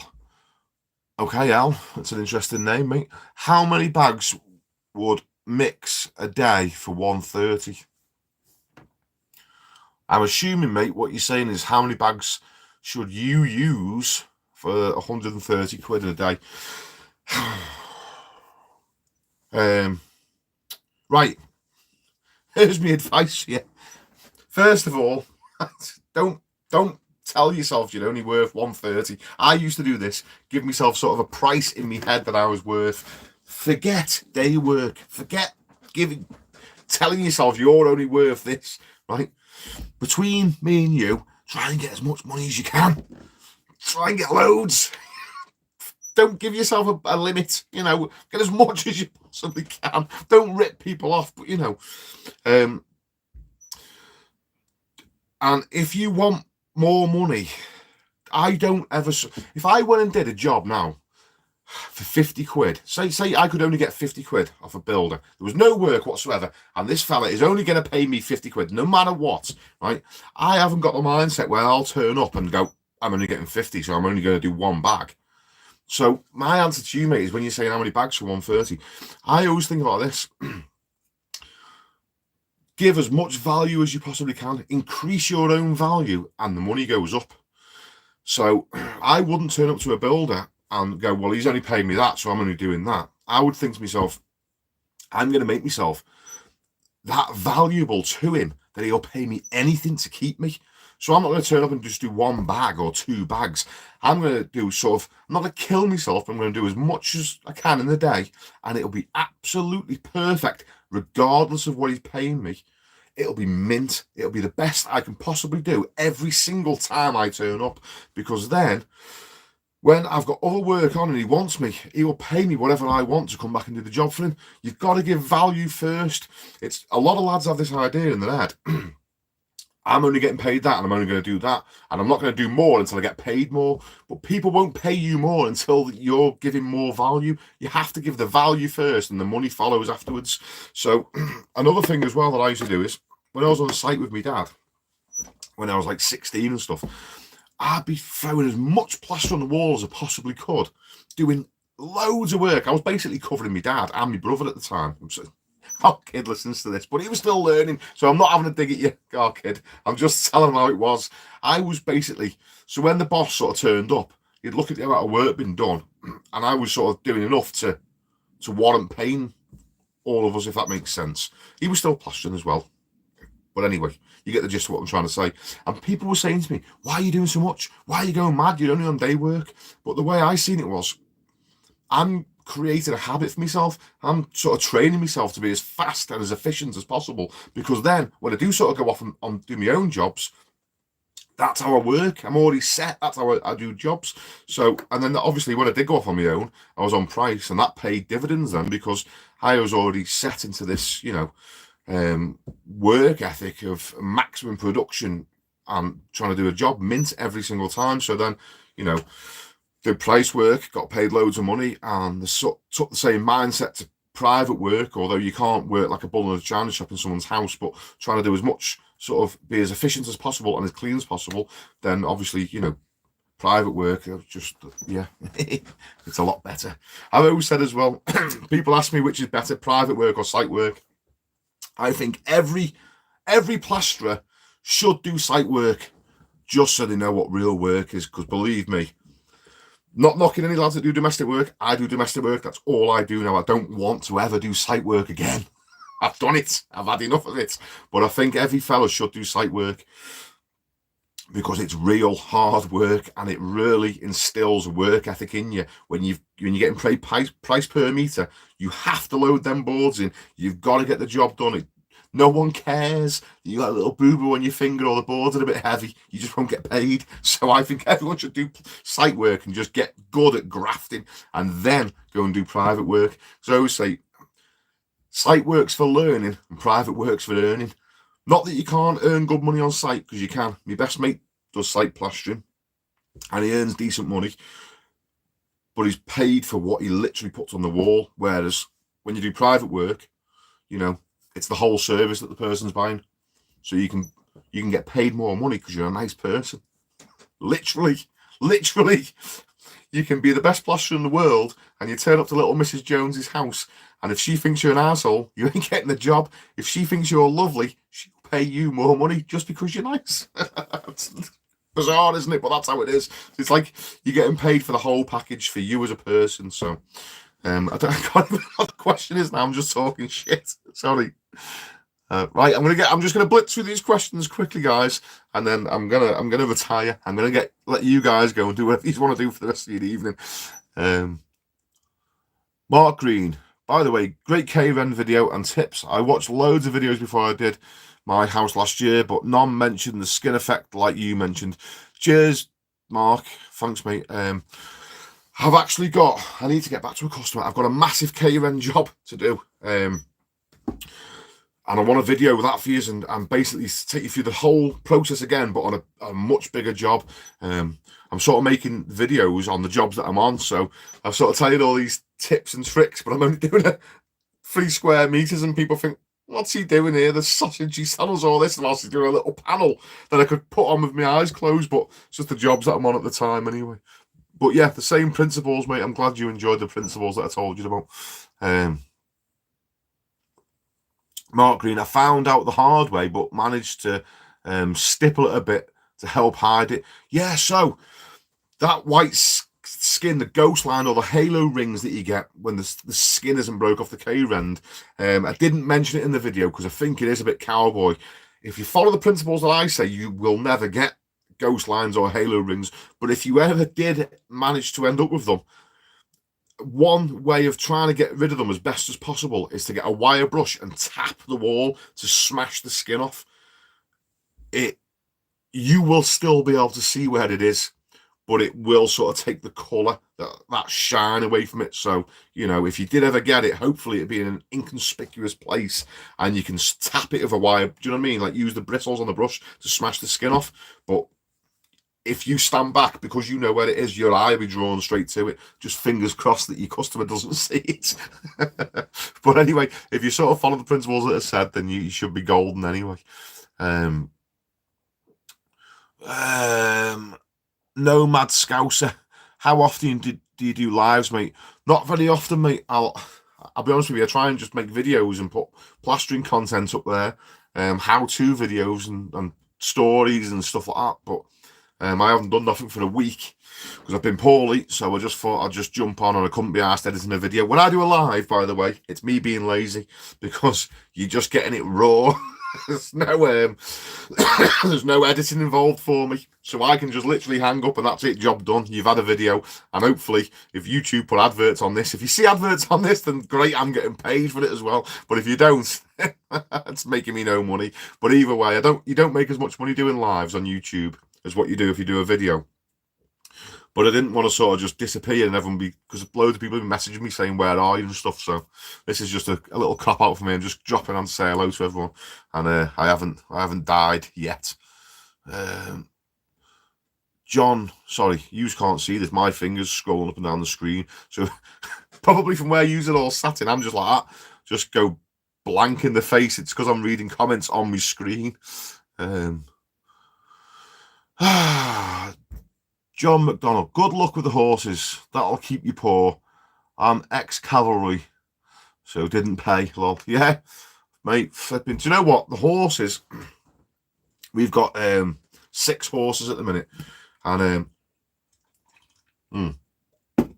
when I say we haven't got 6 horses. My wife and kids have got 6 horses.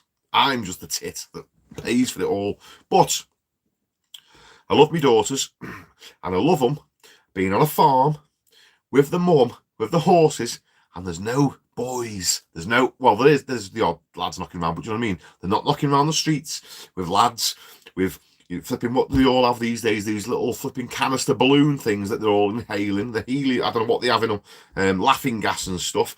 What was I up to?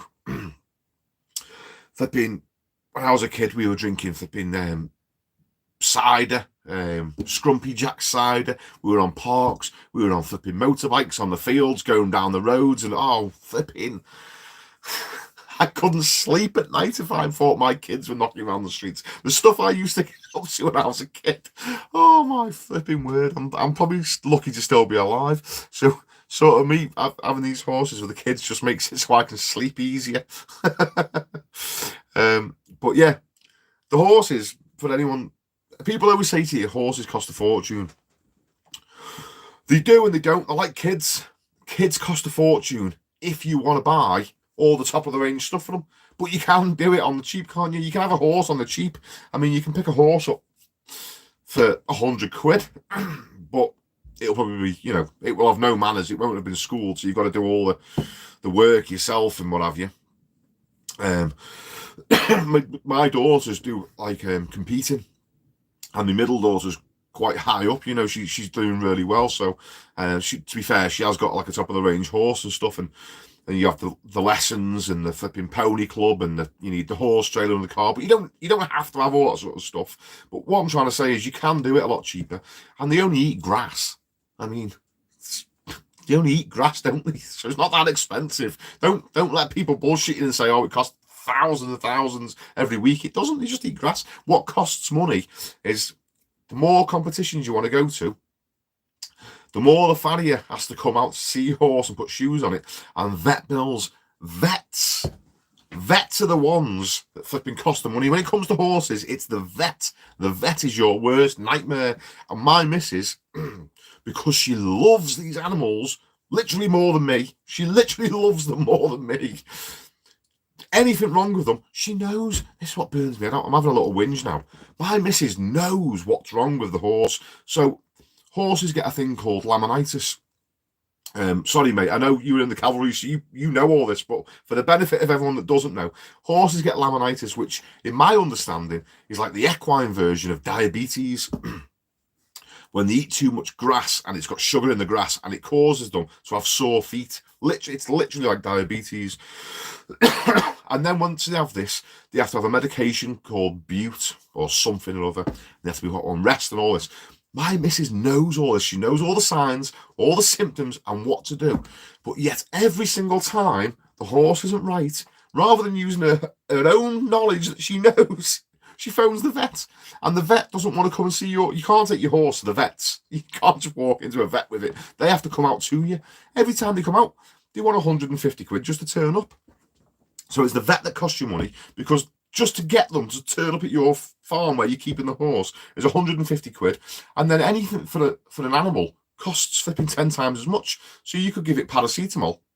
Paracetamol's paracetamol.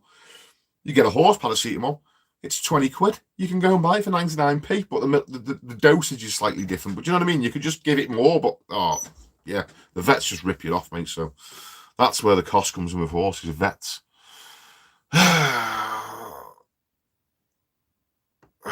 Right, wait there.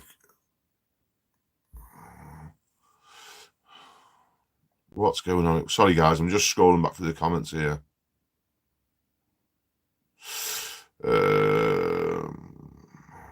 Right. Nomad Scouser, innovative law. Okay. Mark Green, selling a proper warning trial, probably health and safety issues. if it's too sharp. Probably, mate, yeah. But then again, mate, they sell knives, don't they, in shops and Stanley knives, so shouldn't be an issue, but I don't know why they don't sell them warning. Oliver Ball, hi Kirk, had an issue where I've used SPR and skimmed over it. When customers painted it, the finished plaster has sucked the moisture from the paint and blistered the plaster off the wall. Thoughts? That sounds bizarre, mate. I've never come across that. Did you definitely get everywhere of the SPR? The only time I've ever seen paint plaster come off when it's being painted is if there's no seal on the background and the paint just sticks to the roller. So did you definitely get everywhere, mate? Terminator 77. Hello, I'm new from South Africa. I'm struggling to hear your accent. Try speaking at a slow pace. Sorry, mate. My South African friend. In fact, I've got a few mates from South Africa, and I struggle to understand you guys as well. So you're giving me stick about my accent. Joe Kirk, that's a sweet layout. Workshop, very tidy. You must have OCD. No, it's not tidy at all. Do you know what? When I built this, I put all this top of the range racking in that I got from Sainsbury's warehouse. You know, the food store, Sainsbury's. I knew a fellow that was stripping their warehouse out, so I got all that great racking and put everything nice and neat. And then down the end of that workshop, mate, my missus and kids, I give them like a bay where they can put their stuff, and their bay has grown out and just. My missus will not throw anything away. If she's got somewhere to put it, she won't bin nothing. She just keeps it and hoards it, and it piles up. So she sort of like thinks that this workshop now, the end of it, is her flipping domain, and she just keeps. We've got 2 Christmas trees down there. Why?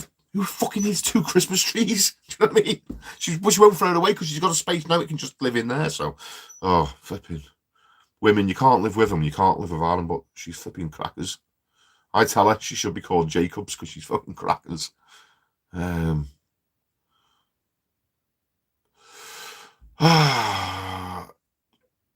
D. Dracone. Keep begging. I didn't ask. It's why Google clogged the video. Bunch of expectations. Okay, mate. Don't know what you're referring to, mate. Give us a bit more context. I'll answer your question if you can give me more context. Mark Reed, you're so right with work ethic. Great advice. Cheers, mate. Thank you very much, mate. Federal Bureau of Investigation. Afternoon. Hello, mate. Federal Bureau of Investigation. Sounds very American, mate, so I'm not panicking yet. If you're from HMRC, then maybe I'd be more concerned. The Wilson. Dealing with the public is a skill. Mate, listen, I see it like this. If you can deal with your mother-in-law, then you can deal with the public. Just treat them all like your mother-in-law. Be dead nice to them. Make them feel at ease. And tell them what they need to wear. And do a nice job for them. Keep everything nice and clean. You'd be golden. I just think of it like that. Nomad Scouser. With price work, that's the only time you'll ever see my corner trowel. Fair dues, mate. Oh, Nomad Scouser as well. I've just seen you've given me a super thanks there, mate. You just sent me a beer over, so appreciate that, mate. Cheers. You're an absolute gentleman. Thank you. John Almond. Just announced tonight that those canisters are going to be criminal offence if caught with them. Yeah, flipping at me. Where I live, where I flipping live, mate, these kids are having these canisters. There's millions of them. Where they all park up. You go there and there's like flipping 20 of these little canisters. I don't know what they do. I think they just did suck the gas out of them, but for what purpose? I mean, when I was a kid, we used to flipping get pissed. I mean, at least that, you're pissed, weren't you? I don't know what these little canisters do. I don't know what the effect of it is like, So it's a bit bizarre, isn't it? There's always new things that kids do. Plaster.org, you better, mate. No. No. But I'm not whinging, so we'll just crack on. The Wilson 2023 horse, RR. No vet on the NHS. Oh, do you know, talking about vets, My eldest daughter, our Chloe, she was training to be a veterinary nurse, only because we sort of like, said to her, look, we see how much vets make out of us. You should get into that line of work. You love horses. You like being around them. You should go down the veterinary route. So she actually went off and trained to be a veterinary nurse. Which, unfortunately, I'm going to tell you a bit of a sad story now. I'm sure I'm allowed to talk about it as well because there's a bit of a. Well, I'll just tell you anyway. I don't care. I'll just tell you. Oh, Chloe went to Reese Heath College and she was training to be a veterinary nurse. And while she was in college, she had two very close friends. She keeps a very small circle of friends, our Chloe. And these friends lived out in Wales and we live in Ellesmere Port. And our Chloe at the time, she was doing a college course and she was working at the reindeer farm. If any of you know, if you've ever heard of that, it's a place in Leeswood where they keep reindeers and they have like this big, at Christmas time, you can go and, you go around and see Santa Claus and there's real reindeers knocking around the woods and stuff. But the friends of ours, the people that own that are friends of my wife. And because our Chloe handles horses, reindeers are quite similar. So she handles them and she does anyway. So this one night, this is why she's not doing veterinary nursing anymore. This one night, our Chloe's working at the reindeer farm. And her friends that live in Wales have come to Ellesmere Port and they're parked up at Cheshire Oaks, which is literally a stone's throw from my house. And they're waiting for Chloe and they phoned her, my daughter, and said, well, we're here waiting for you. She's still in work. And they said, look, well, it's getting late because this reindeer place is open, this magical reindeer place is open till 10 o'clock at night. And then they have to stay and clean up. So he said, it's getting late. We're going to go home, Chloe. We'll see you in college tomorrow. So she's driving back and these girls are driving back home and they're going to pass at some point. But anyway, whilst these girls are driving home, these two young, one was 18, one was 19, are Chloe's best mates, lovely, young, innocent girls. They're driving home and they're on like a bit of a dual carriageway. And there's a car coming towards them and, they're about to pass. And as this car's coming towards them, another car behind has come and overtook. So this car's overtaking. So it's in the lane of the girls, and it stayed side by side with the car. It didn't overtake all the way. It just stayed. So there's two cars coming towards them, one in their lane, one in the opposite lane. And it just stayed there. And for some unknown reason, I don't know why the girls didn't swerve or slam on, but they head-on collided with the car. It was a head-on collision. Both of them, they were doing about 50 or 60 mile an hour. The car coming towards them was doing about 60, so it was about 120 mile an hour head-on collision. And both of our Chloe's friends died on the scene. They were, yeah, you can imagine, can't you? Horrendous situation. Two young girls, 18 years old. And that upset our Chloe that much. She couldn't face going back to college without her best mates because she's got a very small circle of friends and it literally consisted of these two girls and now they weren't on the college course with her. So she literally never went back to college to do a veterinary nursing after that. She just packed the course and that was the end of it. She's doing other stuff now. She's doing some accountancy stuff. But yeah, that's what happened there. And it was, I'll tell you an interesting thing as well, which just adds a little bit of a twist to this story. The car that was coming towards these girls on the other side of the road was an off-duty female police officer that was coming towards them. And the car that overtook was her boyfriend. So you've got an off-duty copper driving down the road and her boyfriend's overtaking and stayed in the opposite live lane of traffic. Now, whether they were racing, whether they were having an argument, who knows? But because of that, there was no coverage of this in any of the newspapers because there's not been an inquest yet. If a police officer is involved in a traffic accident, it doesn't go on the radio, it doesn't go on the news. It sort of like gets like a bit of a blackout until all the facts are established in court, and then there's a bit of a news release. So yeah, these girls got killed and they were sort of like they haven't been to court yet. This was well over a year ago and there's been no sort of how can I explain it? You'd sort of want at least a bit of a thing in the newspaper, wouldn't you, to say, for the parents at least, but there's been nothing as of yet. And the fella that crashed into them head on, he's still alive. He was in intensive care, but he's alive again now. So he's basically, through his recklessness, killed two young girls. And as of yet, hasn't been to court for it. So we'll be interested to see what happens to him. Right. G. Wilson, best watchable work videos, mate. I've watched loads. Cheers, mate. Glad you enjoy them. Nomad Scouser, laughing gas in them canisters. Yeah, I thought it was. Laughing gas. I've actually had laughing gas in Bulgaria, and it does make you laugh. But yeah, the rides are brutal.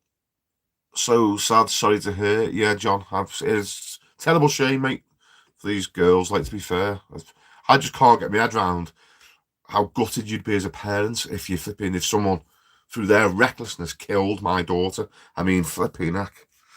You don't even want to start thinking about it, do you? It's just flipping horrendous, you know, just started out in life. You know, how magical is it when you're 18? You know, think back to when you're 18, you're getting your first proper boyfriends and girlfriends, or you know what I mean? All this stuff, everything's brand new. Life's just amazing, isn't it? And it's just gone like that, you know, with some fucking idiot.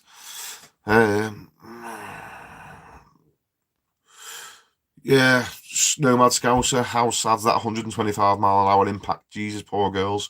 Hope your daughter's okay. Oh, Chloe, mate, she's a very closed book. She doesn't talk about stuff, so she just literally went quiet for about 6 months. But to be fair to her, she didn't tell us she was doing this. She was literally going every day to spend. Oh, Chloe was, without us knowing, she was going to the girls, her two friends' parents, literally every day. She was working in Costa Coffee and she was working at the reindeer farm. And in between, sort of, when she had time, she was going and sitting with the girls' mothers.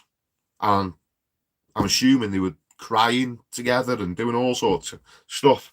But she takes quite a lot of weight on her shoulders, our Chloe, and I think it has sort of helped her grieve, but she also wanted to help the girls' mums and stuff. And even now, me and my missus don't know the girls' parents. I think my missus has spoke to them, but our Chloe's in regular contact with them, texting them and stuff.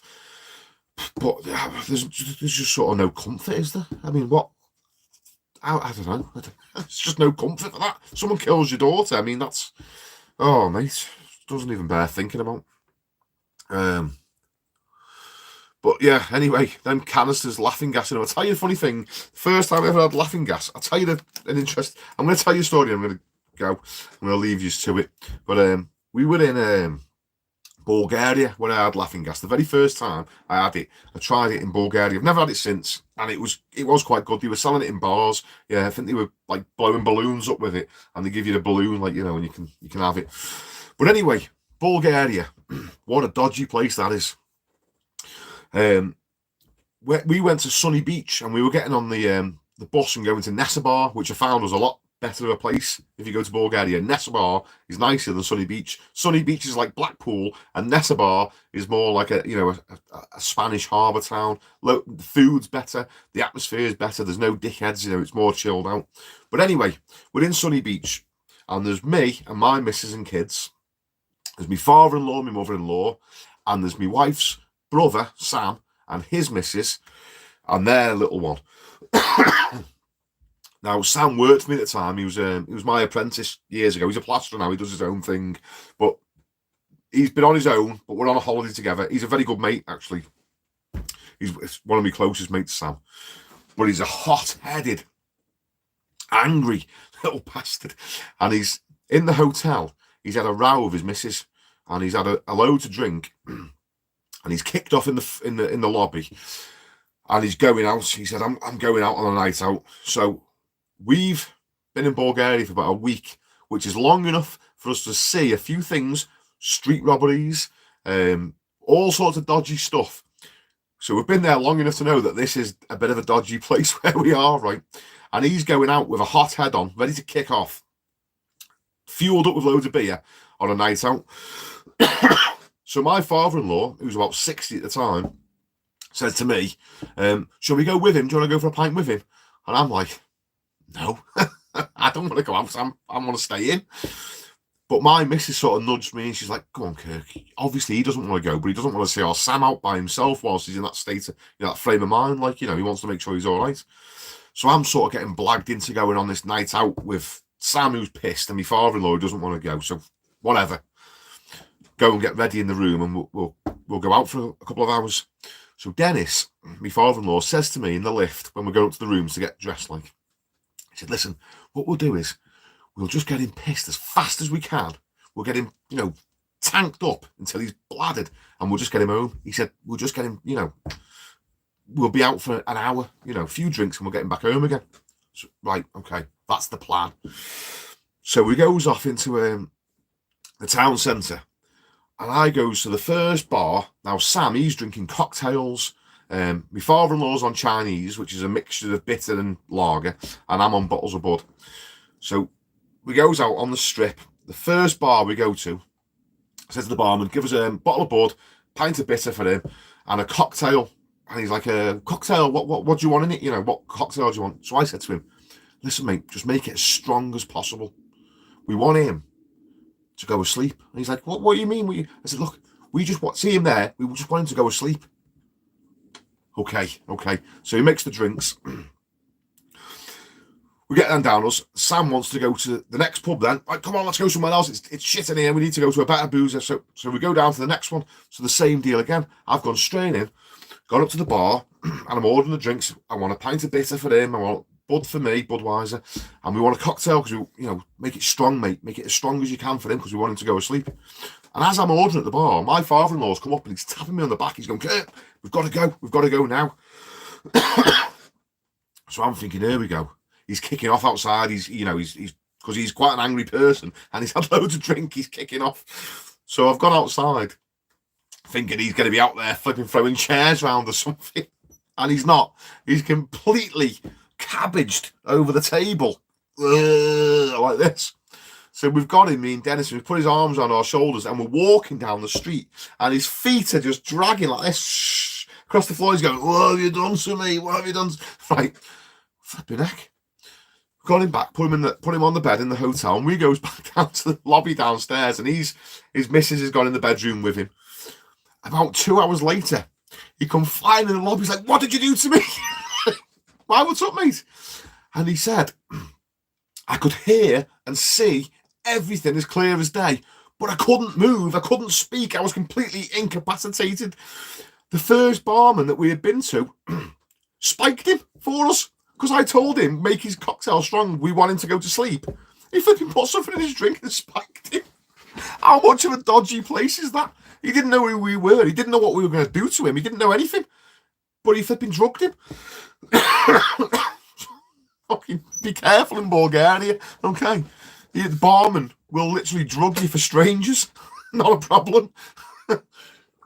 The same time when we were there as well.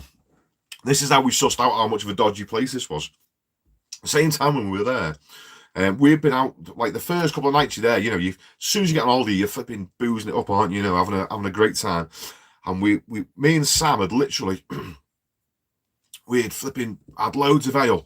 And the next day, we were a bit rough, laying around the pool all day. And we sort of agreed with the girls, yeah, no more drinking now. We'll have a few quiet nights, like enjoy the kids in the pool and all that, rather than, you know, us fellas, me, the brother-in-law and the father-in-law going to the pub. So me and Sam said, we'll go into the town, we'll go and get a pizza, we'll go and get something to eat. And as we're walking up the main strip, all the Bulgarians, you know, they're all like, you know, dark-skinned, shorts and T-shirts, looking quite summery. And there's this one-off bloke who just stands out like a sore thumb because he's got jeans on, a leather coat, and a leather flat cap, right? It's flipping roasting. It's like evening time. It's gone dark, but, you know, it's still hot. And there he is, completely standing out the crowd. He's like an albino. He's dead white and pale, and he's got no eyebrows. So this guy 100% stands out. You can't miss him. And I think the Russian mafia have a lot to do with Sunny Beach. So this fella, as we're walking down the street, collars us and says, come into my bar here, and we free sex, you know, and all this. Like he's saying, you know, you fucking free for you. Come in. And I'm with my brother-in-law, so I can't exactly go off free sex. Not that I would anyway, but you know what I mean? I can't even pop my head in to have a look because he'll grasp me up to his sister. So I was like, no, mate, look, I'm married, mate, I'm married. And he's free drinks. And this is the good thing, right? Because we were dying of a hangover. Now, if someone said to me free beer, I probably would have gone in. But the fact that I was dying of a hangover, I was like, no, we're not drinking, mate. No, not drinking. And he's going, just come and see how nice it is inside. Just come and see inside how beautiful the club is. I said, no. So we just carried on walking. goes and gets our pizza, and we're walking back down. So on the way back down, I said to Sam, should we just pop our head in, right, and have a look at these birds and see what it's like in this club? Should we, get a free drink off them, like? So we had a little plan. Me and him, we're not going to say nothing to anyone. We're just going to pop our head in and have a look what's going on in this club, like, because the way this fella was selling it to us, it was like a flipping... Anyway, tried the door, locked, listened, nothing, not a peep. There's no music. This place is literally completely shut. So we're thinking, that's a bit bizarre, isn't it? He was keen to get us in there, telling us how much of a party and stuff was going on. Nothing. Thought nothing of it. Get back to the hotel. The next day, round the pool, there's all police coming in and having interviews in the hotel and stuff. And it turns out what these fellas are doing is, because we got speaking to the waiters, I started speaking to the Bulgarian waiters and finding out what was going on. So this fella is getting you in the club, and as soon as you go in this club, which is just an empty shop, you go in there and straight away there's a couple of guys put a knife to your throat and take all your money off you, and they get you to phone your missus, get more money brought down, and all this, basically just completely ransack you. And this had happened to a load of people from our hotel. So it was, evidently they were trying to rob us as well, but we weren't, fortunately I was hungover, so I never got robbed. But when I started speaking to the Bulgarian sort of waiters in our hotel about it, they said, it's normal, happens all the time. And they've got places all around Sunny Beach, and they rotate, they'll go to different places. And they won't come back to the first spot for 3 weeks, because by the 3-week time, all the tourists have rotated and it's a new batch of people, and they pay the police and they don't get caught, and they basically just rob tourists at knife point every night. So, a bit of a dodgy place, like. But fortunately, I didn't get the knife treatment, like, because I was still dying from the night before. Oh, right. Let's have a look here now.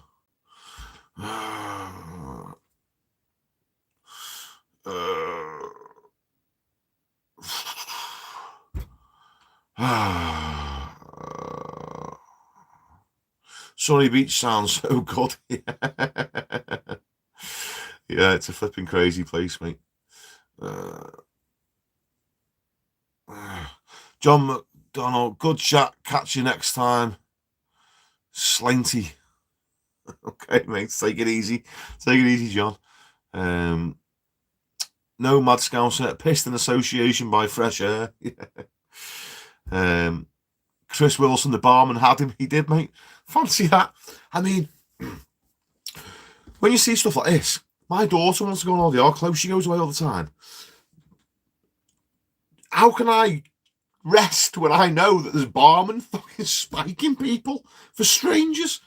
And your daughter wants to go on holiday. I mean, flipping. Do you know what, mate? I swear, I've got 3 daughters, and I swear it's punishment from God. God must have watched me when I was younger and thought, right, you're getting daughters, mate. See how you like it.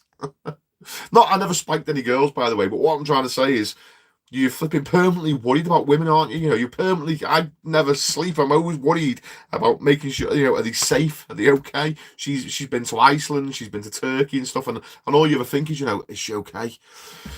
Oh, flipping 20 years old. Like, but I suppose until she's sort of married and someone else is looking after her, I just... Oh, yeah. Anyway, you know what I'm trying to say. Should have given him some laughing gas. D. Graham, welcome to your arrests. I don't know if you're referring to me getting nicked for having my brother-in-law spiked. Didn't do it on purpose, mate. It was the barman that did it. The barman did it at the bar with what they call candlestick. Yeah, I don't know what it was, mate. Don't know what it was, but anyway, he was completely wrote off. Whatever they give him, mate, he said he could see and hear absolutely everything as clear as day. It's just his body would not function. So we just thought he was absolutely bladdered. It was when he come round and told us that he could see and hear everything. And he said it was inside. He was screaming, going, "You bastards!" He was going wild inside. But all that was coming out was,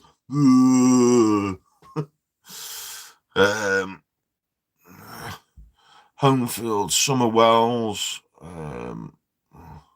all inclusive. You going back next year? Nope, probably not.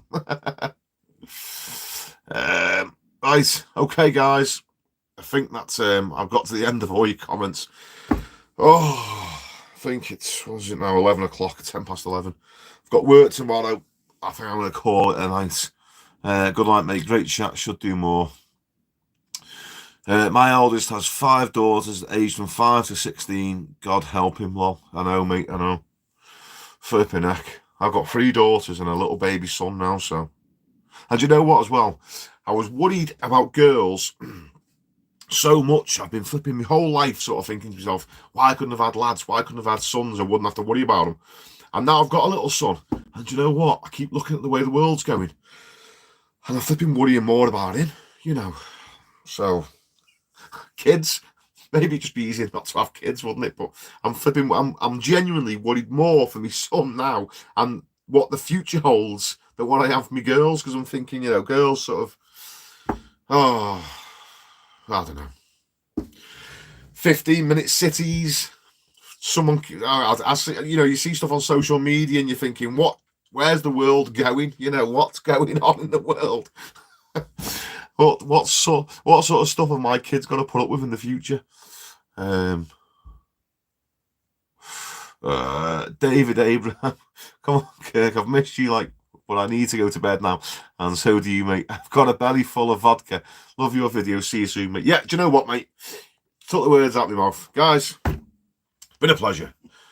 As always, hope you've enjoyed our little chin wag. I'm going to go and get my head down, go and see my missus, and I'm signing off. So, that's where I've been. I think we're caught up.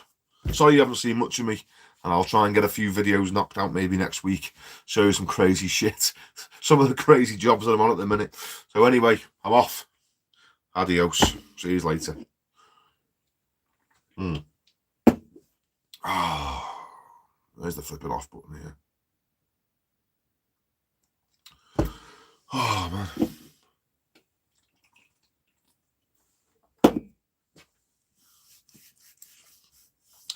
Oh.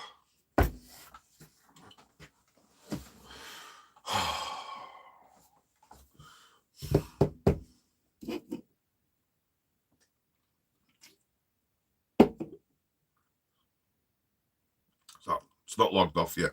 Fuck no. Sorry, guys. I can see 60 people still sat here just watching me. Like, this is the thing, when I've got this screen on my phone and it says live, I can't see any controls. All I see is the chat popping up, right? So it's a pain in the ass because I have to press it and then try and hit the off button, and the minute I take my finger off it goes off. So I think it's a bit of I think the YouTube app doesn't work perfectly with this phone. So I am logging off. Just when you just log off yourselves. There's nothing. I'm not going to talk to you anymore. I'm just sitting here. I'm just going to stay in here and drink the rest of this beer and put some music on. So, tell you what, actually, if you want to stay on there, you can do. I'm going to play some music. I'm going to finish my can and play some music. Doorbell screen. Yeah, fucking hell. This is like it's like Big Brother now, isn't it? You can just watch me fucking doing nothing. Gonna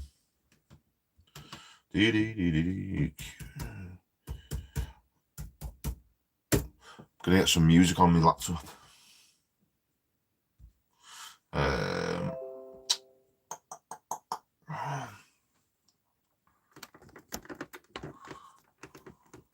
You see, there we go. Let's see. The Dead South. That's what I like to listen to when I'm having a beer. See if you're still here, right? See if you like listening to this. The only problem is, right, when I play music, if I put music on this video, it demonetizes the video.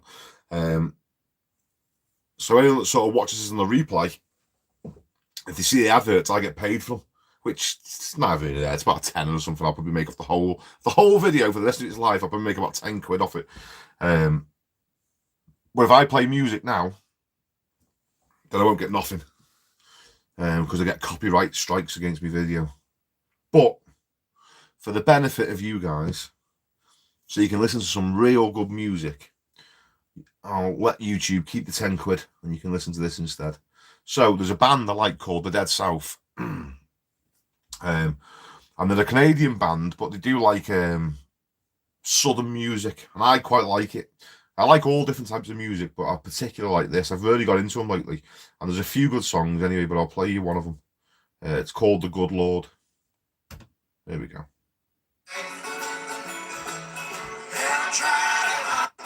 Let's get that back to the start.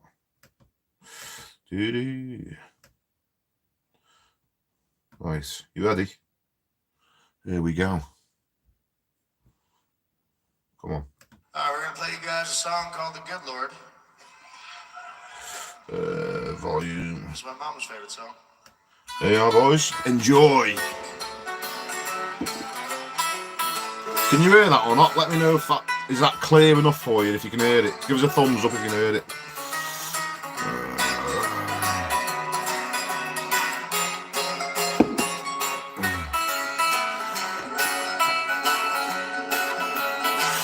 Reckon that a Mason thing, D. Graham. I'm not a Mason, mate. Not into that sort of stuff, mate. I've been invited to the Masonic Lodge, but it's not really my deal, so I can hear it nice, good. Well, I'll stop speaking and let you just enjoy the sound of that.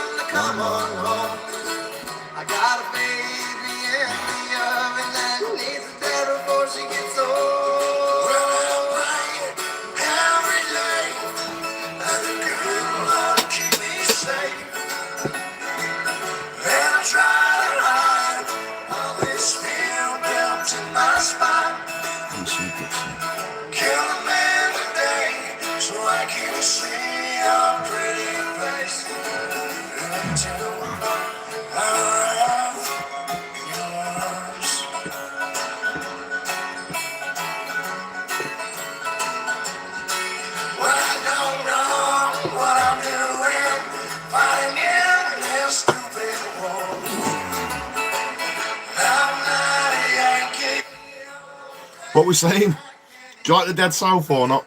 Is it not your cup of tea? I suppose it's a bit of an acquired taste.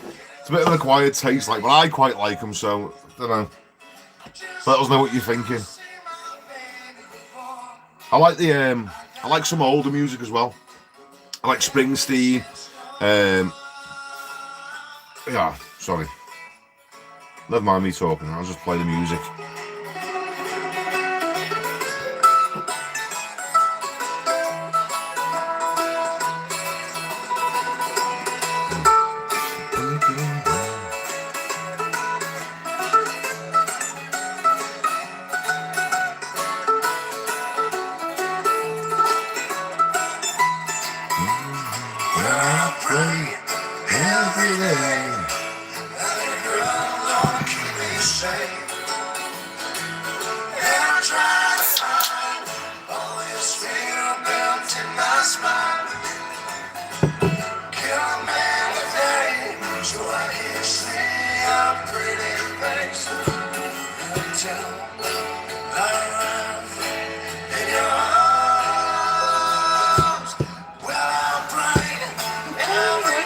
Oh, we're live.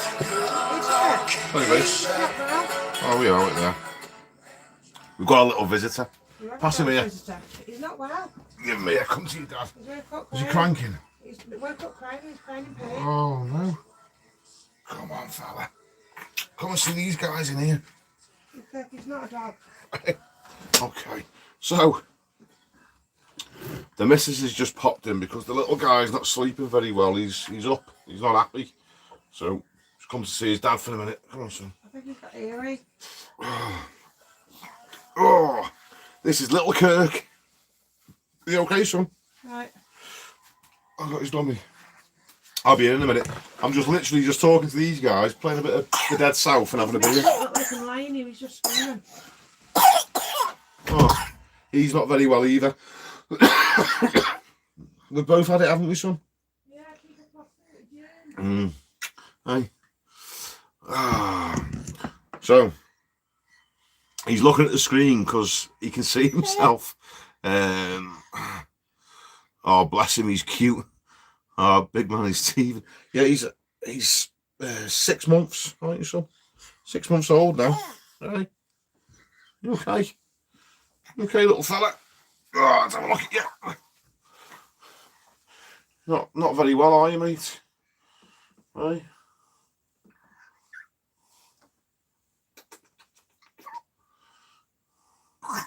This doesn't last long now. Now he's in here.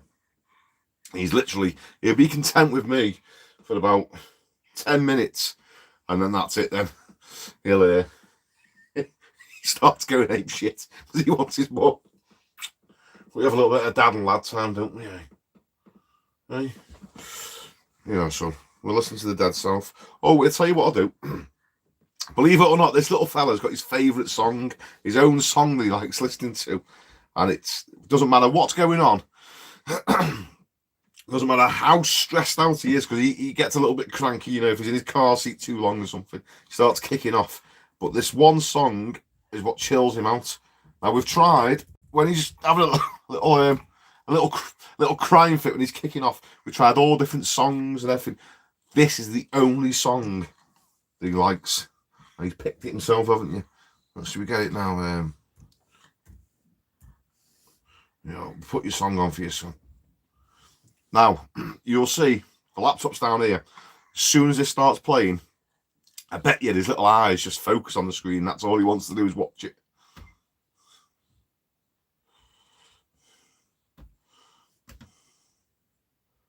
Volume.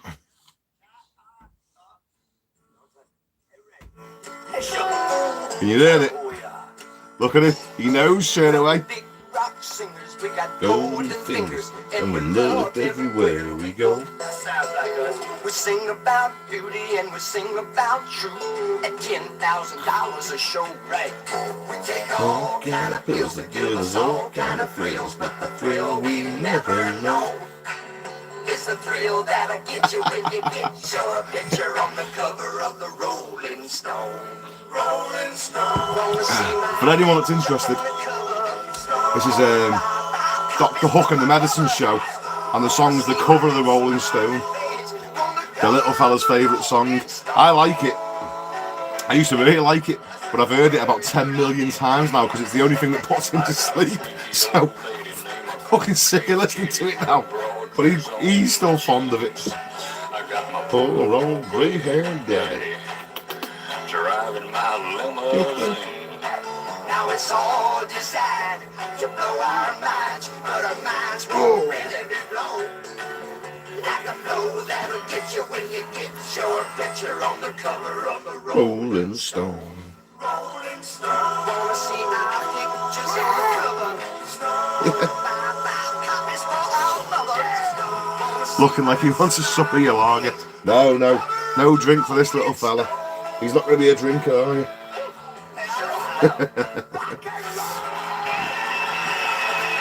Yeah.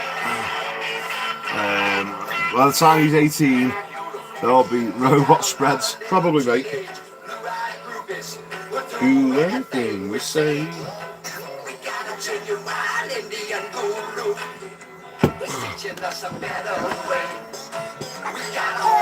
Goodness. What's up? Take this one then. No, okay.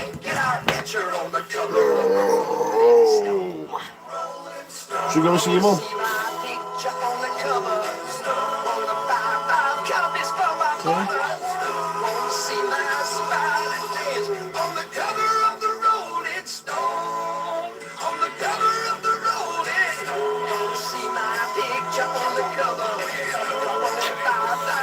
Right, guys. Let's turn that down a little bit.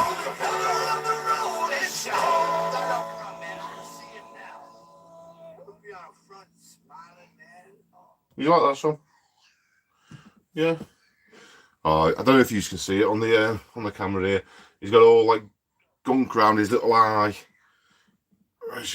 All drooly and snotty. You're not having a good time, are you, mate? Since I've been ill, I actually got ill off him. So he was ill first, this little fella.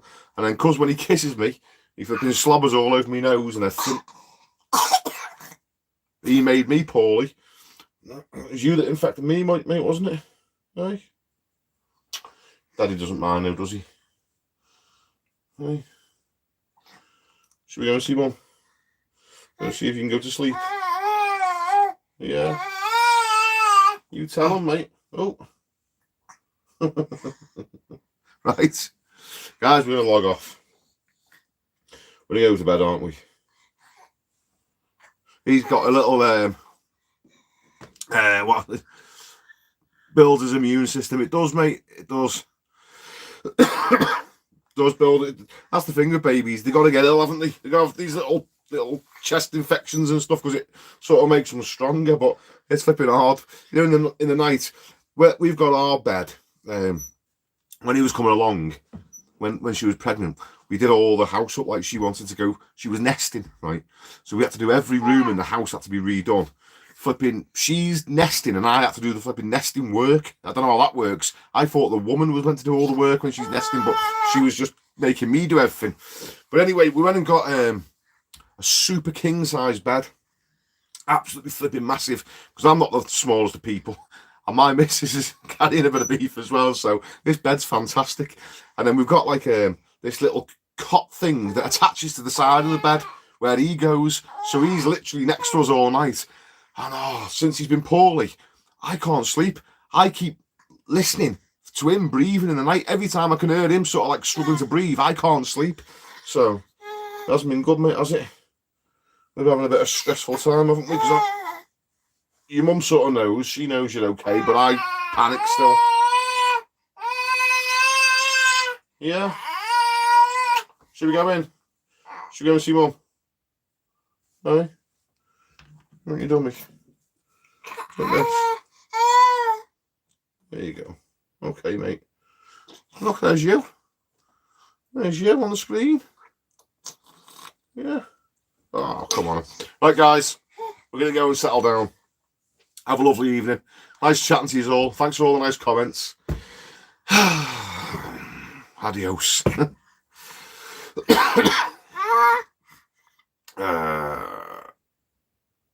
Take care.